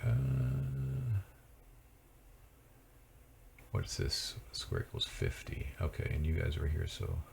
And you're moving at 90? Yeah. All right, I'm going to make it just for ease of... and in your benefit, ease for me for mapping is 100 feet per turn.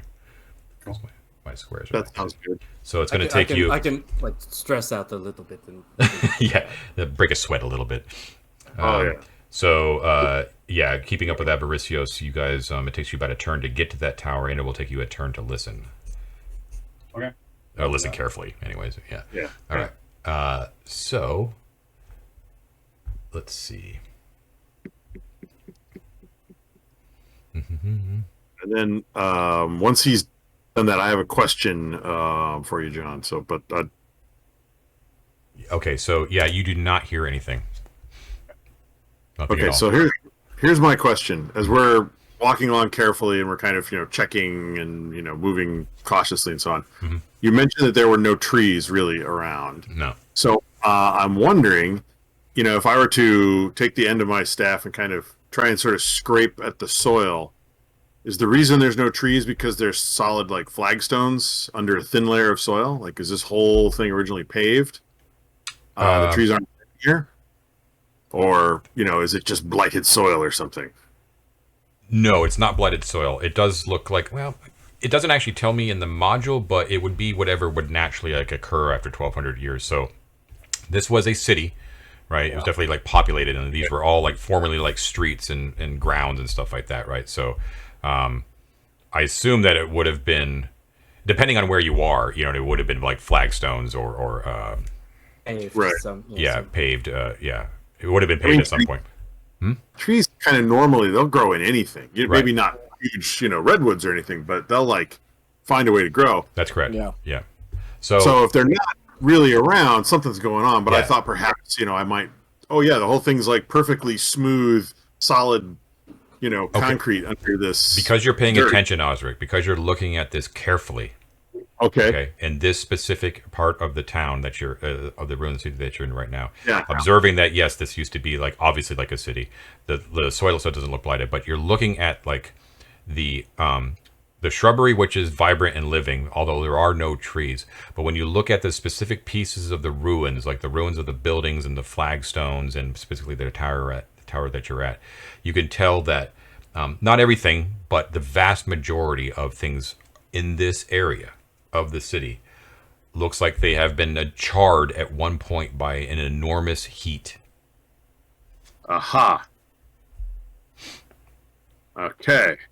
So if like you dig down enough, you could be like a little layer of charcoal or something. Yeah, Like, maybe I something find- like that. Yeah. Flag stone kind of heat, What's that? or just like does the stone look like it's like slightly glassy and slagged, or is it really just like it would have been? a heat Yeah, that I guess it burnt? would be. Yeah, if that's like a catastrophic superheating event. Because there's like forest fire heat, and then there's like intense.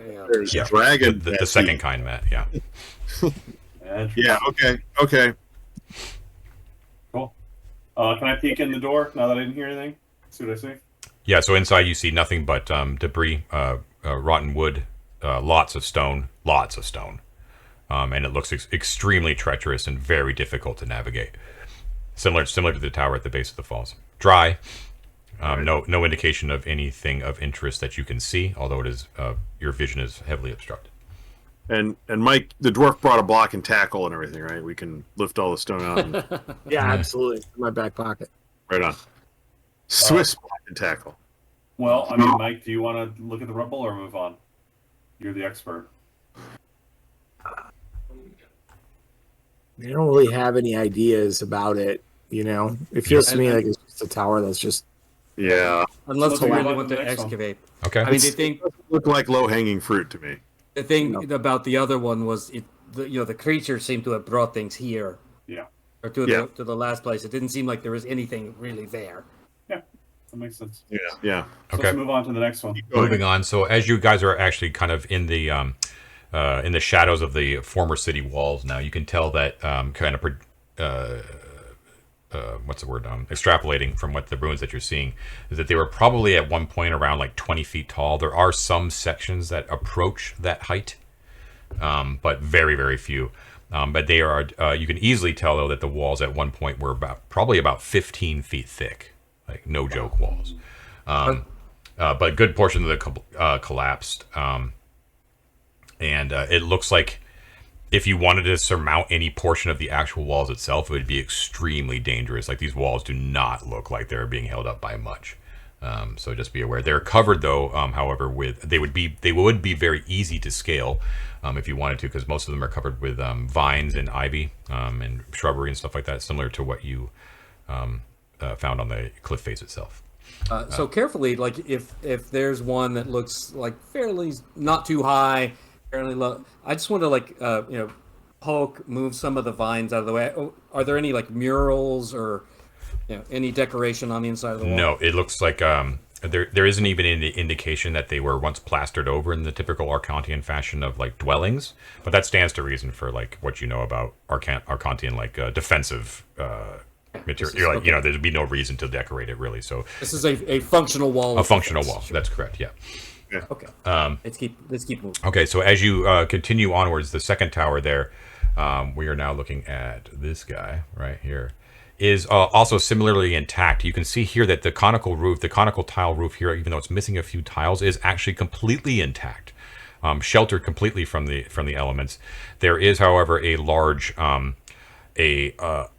section that has been blown out of the second part, so it's leaning heavily. It's like canted to the side, like halfway up, because of the the opening in the side. As you approach, you can clearly see, because the sun is now like past its zenith, right? It's like coming from the west, so it's actually highlighting right into the western side of this tower that is open, right? And you can see sunning itself on the intact floor of the second floor is some sort of scaled creature, and all you can see is is like a tail that's sort of just flicking back and forth lazily in the sun. And you can see almost like how like iguanas will like sit in the sun, and they'll just sit and sit and sit, and they'll actually get like sunburned. You ever seen like a sunburned iguana? No, I have not. It's amazing. Led a very exciting life, John. You've led a very exciting life. Yes. Awesome band name, man. Sunburned Iguana. Sunburned Iguana. No, they'll actually like get sunburned, like there, and so you can see that there is a sort of brownish green scaled creature, very, very large, much larger than an iguana, that you can't see the head of, but it has like a ridge, like a finned ridge along its back and all the way down its tail, and that tail is sort of drooped over the side, switching back lazily back and forth, and you can see that the exposed part of it that's open to the sun is sort of like this rosy hue on the back, where it's actually gotten a little bit of sunburn. So what I'm hearing is, if we had come up that ramp the normal way, we would have gotten roasted. This is not the same color as the dragon that we saw. No. Okay. Oh, I thought it was. Okay. No, that dragon was massive, like a huge dragon. I'm having a hard time gauging this. This is like the size and scale. Well, you can't tell because it's like you're seeing a tail, right? But the tail is drooping down. But you'd say it's about 20 feet up from where you guys are. But the tail itself that's exposed is about, let's say, about 4 feet long. The tail. Okay. So it's like larger than alligator sized. You want to take it? Take its stuff, or avoid it? Once again, you guys are being as quiet as possible. You're moving slowly. Right. I wouldn't mind trying. I wouldn't mind trying, but I'd like to set up a trap, though, if we're going to do that. A frontal assault does not sound like a very good idea. I kind of feel like this is an excellent opportunity to just walk past this thing, to be honest. Like, we're inside the city. It's the guardian at the gate. Let it eat other people who come to find out about our new... To be clear, you're not at this tower. We're not at the gate. Yeah. You're at this tower. I'm sorry. We were here to begin with, then we went to this one, and now we're at this one. Correct. Oh, so the Sturges were down here. The Sturges were at the waterfall where the hand rode. Then we went to here. Okay. Which is why John mentioned the town up in this direction as well. Yes. I thought we'd started at a different tower. Okay. Yeah, I thought we were here too. No, but I'm not cool at now. the gate, is what you're saying. No. This is Lizard Tower right here. Oh, you know what? No, I'm wrong. I am wrong. I'm so sorry about that. You're right. You came up here. This was the Sturge Tower. Oh, okay. Yeah, Okay, good. this Okay. was the ruined tower, and now you're there. I'm so sorry. We are at the gatehouse tower. I gave you an extra tower. Okay. So let's Hold on. just leave it in the gate That and let it. the lizard does not exist. Pay no attention to the lizard. There's a glitch in the matrix. One moment, I don't please. know about you guys. I just had a really bad dream. It was Reticulating very strange. splines. So we must have got some of that hallucinogenic wasp honey in us. Yeah, I maybe am this so sorry. brandy is big on turns. You know what I I mean? had this cool lizard thing going on, and now it's like doesn't even exist. We'll save that one for later. Okay. All right. So here at the gate. So now you're at the western gate tower. Okay. Yes. So There's something else to kill us. yes, exactly. Let's see what. Let's scope that one out. All right. So I want to check out delete the that gatehouse. tower I from think the. there might be. So Yeah. hold on. So this tower, okay, is different than the other ones that you've passed by because it's a momentous tower, right? Like it's the gates to Arden Vul from the south. So coming up the switchback. So this one is actually 35 feet in diameter and roughly about 45 feet tall. Quite large. I just want to make sure it's intact. I'm just looking here. It looks mostly intact. They're quite tall, so you could have seen like the top of this tower from when you came up from before. It would have towered over the other ones. It looks like the topmost level has been destroyed by some sort of violent force. Like it's been like the top has just been sheared off, right? It looks like there was. Dwarf bathroom. It looks like there was once like a wooden gate that sort of connected the two over the road itself. Right. That's long since disappeared. Let's see, the Western Tower. Right. Okay. So you can't see in. The doors are. There is no door that's facing the direction that you're at right now, which stands to reason, obviously. But you know, there's this huge tower. The top part of it has been completely shorn off. You're not sure if it had a conical top or not. But there are the remnants basically on the other side of like a wooden structure that once basically formed a gate between the two towers. Gotcha. Okay. There are arrow slits. And I guess because you guys are being careful and looking, you would notice that the arrow slits, almost all of them, are covered with cobwebs. Okay. I think my earlier point stands. Let's let the spiders eat other visitors, and we go to the obelisk. Although Spiders are also very fun to burn out. I was going to say, if we can smoke out spiders, I'd smoke out Yeah. spiders. Spiders do tend to have a lot of good stuff in the web, don't they? Here's the thing, though, that spiders, they are not going to fly away. They're going to climb up and out and down to where we are. So we need some other violent force we can use on them. Besides Ted. Well, Let me look at my stuff. we're trying to burn them out, but well, maybe you should listen again, David. Get up close and Yeah, let me go and listen, John. through a crack in the door or something. Yeah, let me listen at the door. Okay. We haven't found one yet. We have to kind of circle around to find a door, right? Didn't you say that there's not one on this Oh, side? my mistake. Yeah. Do you want to circle around and look for the door? You assume it's. I want to very carefully circle around, thinking that there might be people posted up defending the top of this. Okay. So just real slowly.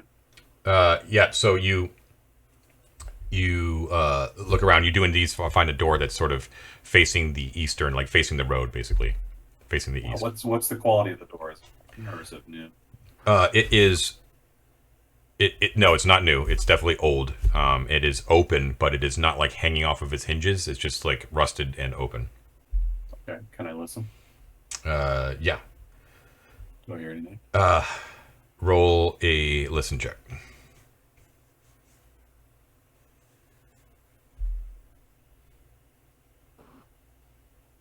Sorry, brain. I was just looking at my skills, so I have a single pip in hear noise.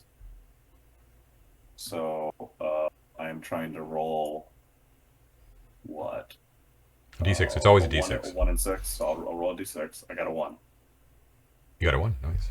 Yeah. Okay, so you're being very careful. You listen, and yes, you can hear some sort of insectile scuttling inside. Definitely. Things moving through. I'll sort of walk back to everyone and say, yeah, I think there's spiders inside. It sounds like the door is open, so we can try to thrush them out again with smoke, or just try to burn them. Actually, just throw a fire in there. I do have oil. I have oil as well, so I wouldn't mind doing a little oil situation. A little Molotov cocktail or whatever the. Yeah, exactly. We have a couple canteen. Well, a canteen won't be a Molotov, I guess. The Antonius cocktail, I guess, would be calling it around here. Let's do it. I think it's worth trying. So you want to use one of our oil flasks and throw it in as a Molotov? Is that what you're suggesting? Yep. Wait, can I just suggest maybe we, Sure. without taking like too much time, just lobbing an oil flask in there, that's great. But if we soak some fuel in that oil and then lob that through. I'm down to do that well. I can also actually peek my head in there and look if you need me to. But As long as you return with your head still attached. I think mostly I'd rather just do the lobbing than the peeking. Yeah, but because that's like a nice little tasty treat for them to crunch upon. Throw the sturge eggs in and let the two of them fight it out, and then we go. This is like a Pokemon thing. Anyway, okay, moving forward. Let's soak some some tinder or whatever. Bramble, gorse, Bramble, yeah. gather up some stuff, pour oil, chuck it in. Chuck it in. Do the same thing. Try to burn them out. One more thing, I just want to bring this out because spiders, sure maybe that smoke is going to bring that dragon back. Yes. Good. So we could do another. There's still. I don't know about you guys. It was really scary to me. Yeah, maybe we should skip the spider's fire thing altogether. Let's it does. do it. Come on. Goran, we'll say that, since you're not doing like the planning part of this, you're kind of standing back and watching this. You actually see a huge, black, slim spider, like the first two legs of it, actually like creep out of one of the arrow slits on the second floor, and like pull itself out from the web, and then move itself upward up the tower, like scuttling around. Massive things, 6 foot long. Oh. Yeah.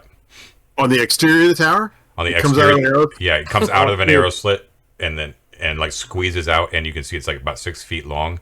And on the Bud Abbott, man, on the back of its bulbous abdomen, you can see that there is a red hourglass shaped imprinted on the back. Giant black Not here, widows. we're not here.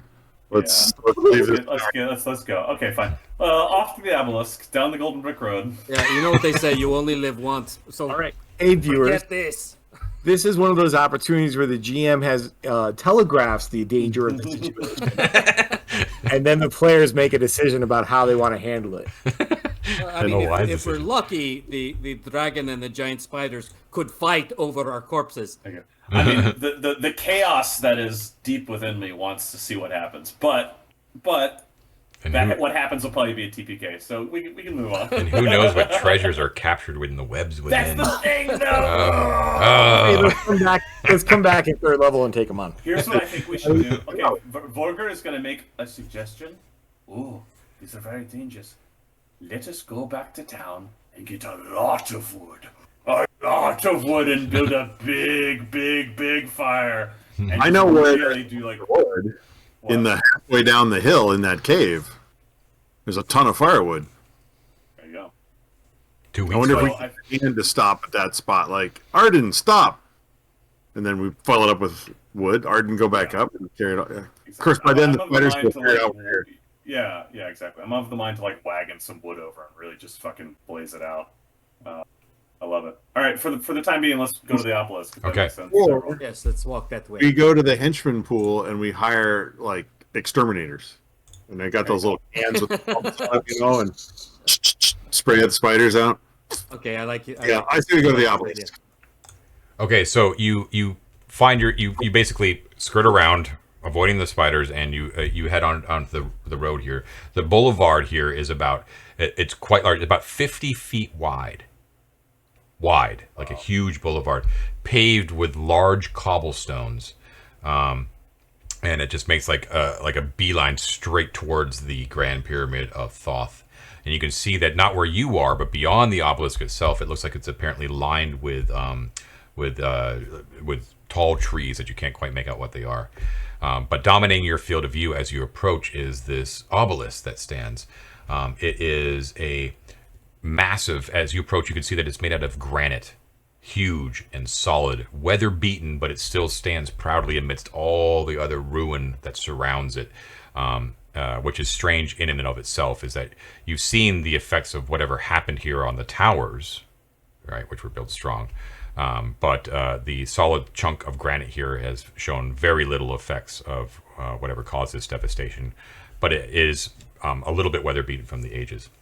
It's about 10 feet square at its base, and it goes up about 35 feet high, okay? It is incised all around with bands of inscriptions and languages and images itself. All right. So the first 8 feet of its height, which basically like at your eye line, like where you're approaching, you can see that there are images that are largely what appear to be humans that are interacting with large lizards of some sort, like actual lizards. Not lizard folk, but lizards interacting with large lizards, of humans of humans riding on top of lizards, and of then humans putting various creatures of all sorts to the sword, and then like mounted on the lizards. Some of them interacting with lizards, and then actual humans like both on lizards and then just on the ground, actually like putting people to like putting creatures to the sword, like different sorts of creatures to the sword, all very abstracted. That's all like 8 feet up, right, all around the base of the obelisk, like so at the thickest part of the obelisk. Now above that level, all of the images have a remarkably different theme going on, and all of them seem to be turned to like a single theme, and that is of the sun. You just see sun imagery everywhere. There's no humans, no creatures, no lizards, no nothing. It's just like all these different depictions of what's obviously the sun with rays and stuff like that. The exception to the art, though, is there is a wide band on the south face, so the one that you're approaching, right, about 5 feet in height, okay, and it is completely clear except for a incised image, and that image, which is about 1 foot tall, deeply cut in, much more deeply cut in than the rest of the artwork, is an ankh. And there is, and you know how like an ankh is shaped with like the round crook up above the crossbar, engraved around that curve is some sort of inscription. So you guys, you think that lizard in the tower is like one of the lizards that they're riding around on? Absolutely, I think it's a former beast. Yes. To be clear too, is there is also a lot of different inscriptions that are sort of amongst all of the imagery of the humans and lizards as well. So, I was just any of the. Sorry, go ahead, Ted. Well, I read Arcantian, Thorkin, and Mithric. If any of those are this is legible to me. You do indeed. Like all of the writing appears to be Mithric. Aha. Okay. Aha. Go ahead, David.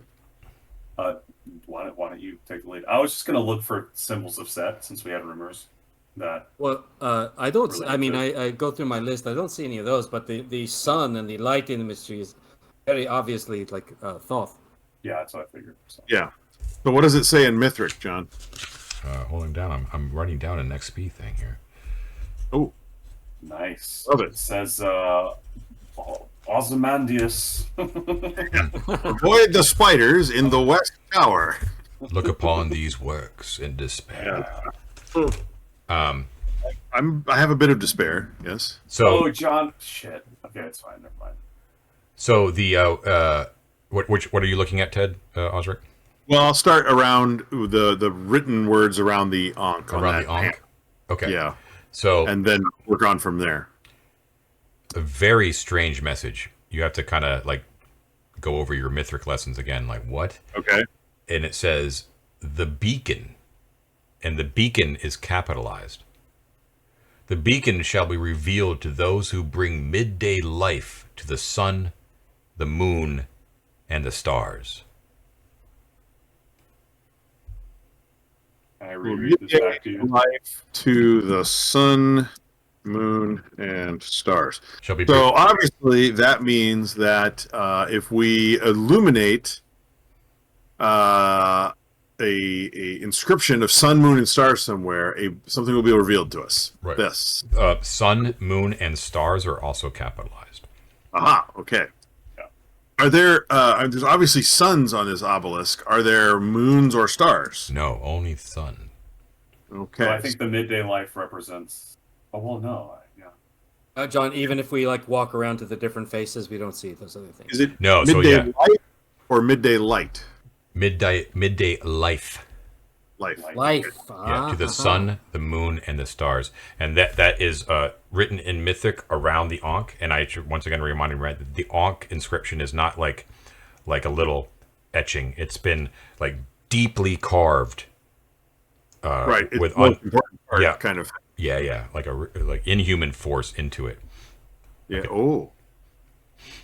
And then you said the other inscriptions variously around the humans and lizards and things were also in Mythic. Yes, indeed. Yeah. And what do we see reading those? So in general, there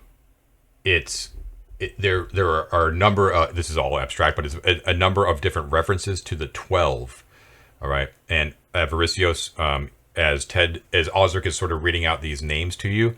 All of you sort of know these names, but Avaricios, you understand them to be, once you kind of collect all the information, that these are the 12 deities of ancient Arkantos, the ones that are no longer worshipped after the Civil War. Like now you worship the 10, which are sort of the Byzantine analogs of the ancient Egyptian pantheon.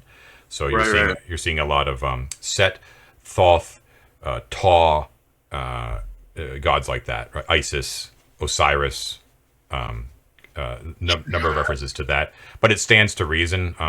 It doesn't like anything blasphemous or anything like that. It's just like what they worshipped back then, right? Yep. And it also matches up with the art style as well. In addition, you see that there are the names sort of listed in order, like a scroll of honor almost. That there is the names of the first 327 emperors of the Arkantian Empire. Oh, wow. That's a lot of emperors. It's a lot. Yeah. You better write all this down. Yeah. We start reading them off, John. I'll Yeah, the first one. Okay. If you can start off with the Number first one, one. please, and spell them all, please. While just a thought, because this is a giant obelisk and sundials exist. While Osric is looking at this, can I look at the cardinal directions of the square that this obelisk is in and look for any signs of symbols or anything like that there? like My things thought that- is this is an obelisk and the On the shadow ground. of this obelisk Yeah, might yeah. rotate. I don't know. Yeah. So I'm wondering if around the perimeter there are any other symbols On the obelisk itself. on the ground. On the ground. I'm ground. sorry. No, there are no. Okay. So the cobblestones themselves, though, have been expertly laid to kind of conform to the dimensions of the obelisk. You know what I mean? So, like the square that the obelisk sits in has been, the cobblestones have obviously been fitted to accommodate the obelisk. I'm gonna get my chalk out and do another little like thief camp, just in the corner of the obelisk somewhere. Okay, and you're writing. I'm gonna write. I don't know if I want to reveal this messaging to anyone. Spy, although It's in thieves' cant, so only thieves would recognize it. only these. I think I'll say a bullet pointed version of what was just translated. So I'm not gonna write the whole thing out. I'm gonna just say like midday, sun, moon, stars, 12. Yeah. Unless you oppose me doing that. No, I can't read Cant. I don't know what you're doing, you weirdo. I understand, yeah. In my mind, to widen it open, I don't have a relationship yet with the You're with, trying to make with the contact. Benevolent Brotherhood, but I think this, if information bartering is useful for our relations at all, this is a version of that. Right? What are you using to write this again? I'm sorry. Chalk. I just have chalk. Chalk. Yeah. Okay.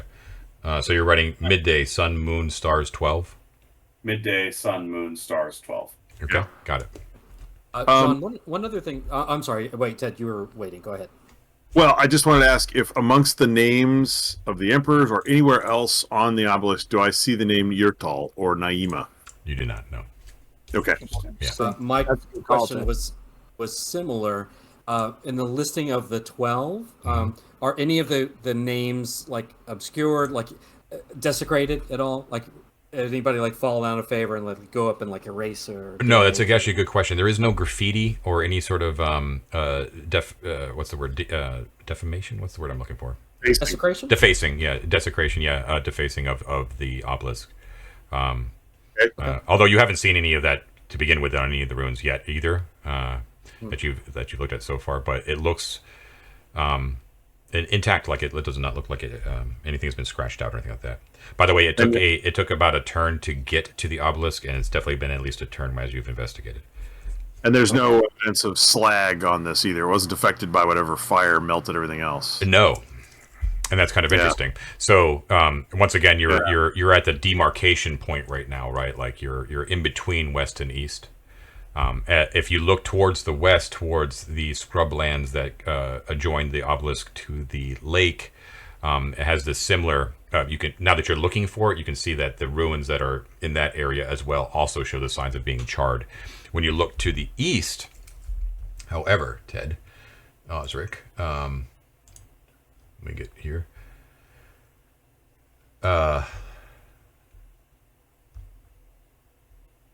It looks, when you look out to the east past the obelisk, you can see that it's almost like it's a different city. Like the ruins are completely different.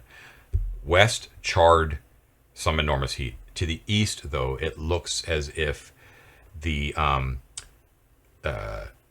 all the buildings there have been flattened by a wall of enormous force, as if like a child, like an enormous child, has basically swept through like a city made of blocks with their hands, just like in one big fell swoop.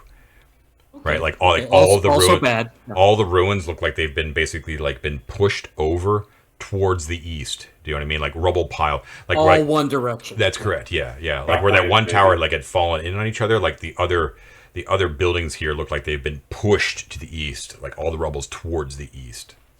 Is there evidence that force radiates from this obelisk? No, you can't tell. I wonder if it radiates from the temple or some other point. I think Like, it probably does. There's like a, yeah, rather than being a lateral, just kind of sweep across like that, whether they, it was an explosion that flattened this way and flame that went out that way, kind of thing. You have a feeling that if you there could was- get height, sorry. if you could get height, Osric, you might be able to tell that, but you're at ground level, so it's difficult to tell. We'll climb my right up this guess- obelisk. It's right here. Just sit on the top. Yeah. My guess, if as a, that's the thing, like whatever. My guess is if there is some sort of indication of explosion, that it originates towards the lake, right? Because the burning would happen closer to the epicenter, and the push would happen further out. But that may be not something that I had any conception of as a thief in Right. this There world. also so. seems to be a hard delineation between. Yeah. All right. So So anyway, Extent okay. kind of fading It's either out. the obelisk or the ziggurat, because the road there. Yeah. You know what? Right. As we walk, I think we're going north. Why don't we walk and see if there's a change in the Yeah, direction? yeah. They all seem you to have go to test, directly yeah. parallel. well, this is actually a good place radio. to stop as we have to kind of break off here, but it's a cool place because the sun is basically hitting from the west, so the shadow of the obelisk is elongating towards the east, pointing towards those ruins, right in that direction. Right. As you're kind of observing like the force that destroyed them. In the meantime, as you kind of peer northwards towards your destination, which I assume is the pyramid, you're looking down like this. The one section of like heavily forested area, right? But it's actually been like landscaped, right? So you're looking down this clear column, this colonnade of trees ahead of you. Like a driveway. Yeah, and like peering above this lush vegetation of these trees, you can see the very top of that step pyramid looming before you, the Pyramid of Thoth in the distance. Quick question: top of the obelisk also granite, or is it capped? Is there a little gold or bronze cap Good or something? question. No, it's actually it's solid, sort of like the obelisk in behind the Metropolitan Museum of Art. Is Right. You're right. So it's solid granite. Yeah. Right, which And would have just- had a cap, but doesn't now. So. Right. One other question. We see evidence of other travelers up and down this road. Oh yeah. Difficult to tell. It's cobblestone, right? So it's not like mud or anything like that. But not But no fire or bones or discarded equipment or anything. nothing like that. Nope, Like that. nothing like that. But it's obviously easy to travel, so you have a feeling like should people have been here recently, and you were down in Gosterwick, and people have told you that they were, that this would have been the obvious place to travel. It's the easiest way to go. Right. Yeah. Cool. Cool. Lots to think about. Yeah, lots of stuff that Awesome. you've uncovered, which is pretty cool. Mm-hmm. All right, so next time I assume, unless they tell me otherwise off session, that they want to go in a completely opposite direction. They're going to be heading down the boulevard towards the Great Pyramid of Thoth, and they're going to see what they can see. Yeah. Nice. All right. Right on. Yeah. So before we go, I was actually going to do this at the top of the session, but I completely forgot. So I'll just let you guys know now. My house rules have been edited to reflect this. So if you go into the link in the description, you'll be able to see it in the original house rules document that I've added like another way to actually get XP, which I've been tracking during this session, which is what we call Feats of Exploration, which I've listed a number of different ways that besides treasure and combat to actually gain XP. I'm not going to go into the whole system, but basically it rewards, exploring areas, finding lore, thinking outside the box, interacting with NPCs in a meaningful manner, things like that. I just wanted to be able to reward because for those veterans viewers who have watched our Domawood series, you probably remember there were a number of sessions where there was no combat and no treasure found, even though it was an exciting session and a lot got done, but they weren't rewarded mechanically in any sort of way for all of the cool stuff that they did, and I just wanted to be able to do that. So I'm testing this out. This is just sort of like a play test to see how it goes, but if you want to see the details about it, please go into the description and check that out. In the meantime, when you're doing that, please don't forget to like and subscribe if you haven't already. And please share on all social media with your friends at work or wherever like that, and spread the word for all of that OSR goodness that you can get here at 3D6 Down the Line. And with that in mind, we will hope to see you guys soon. And we hope you enjoyed the episode. And everyone have a great week. Take care, Thanks, everybody. Pleasure Thanks, as John. always. Bye, guys. Thanks, John. Thanks, John.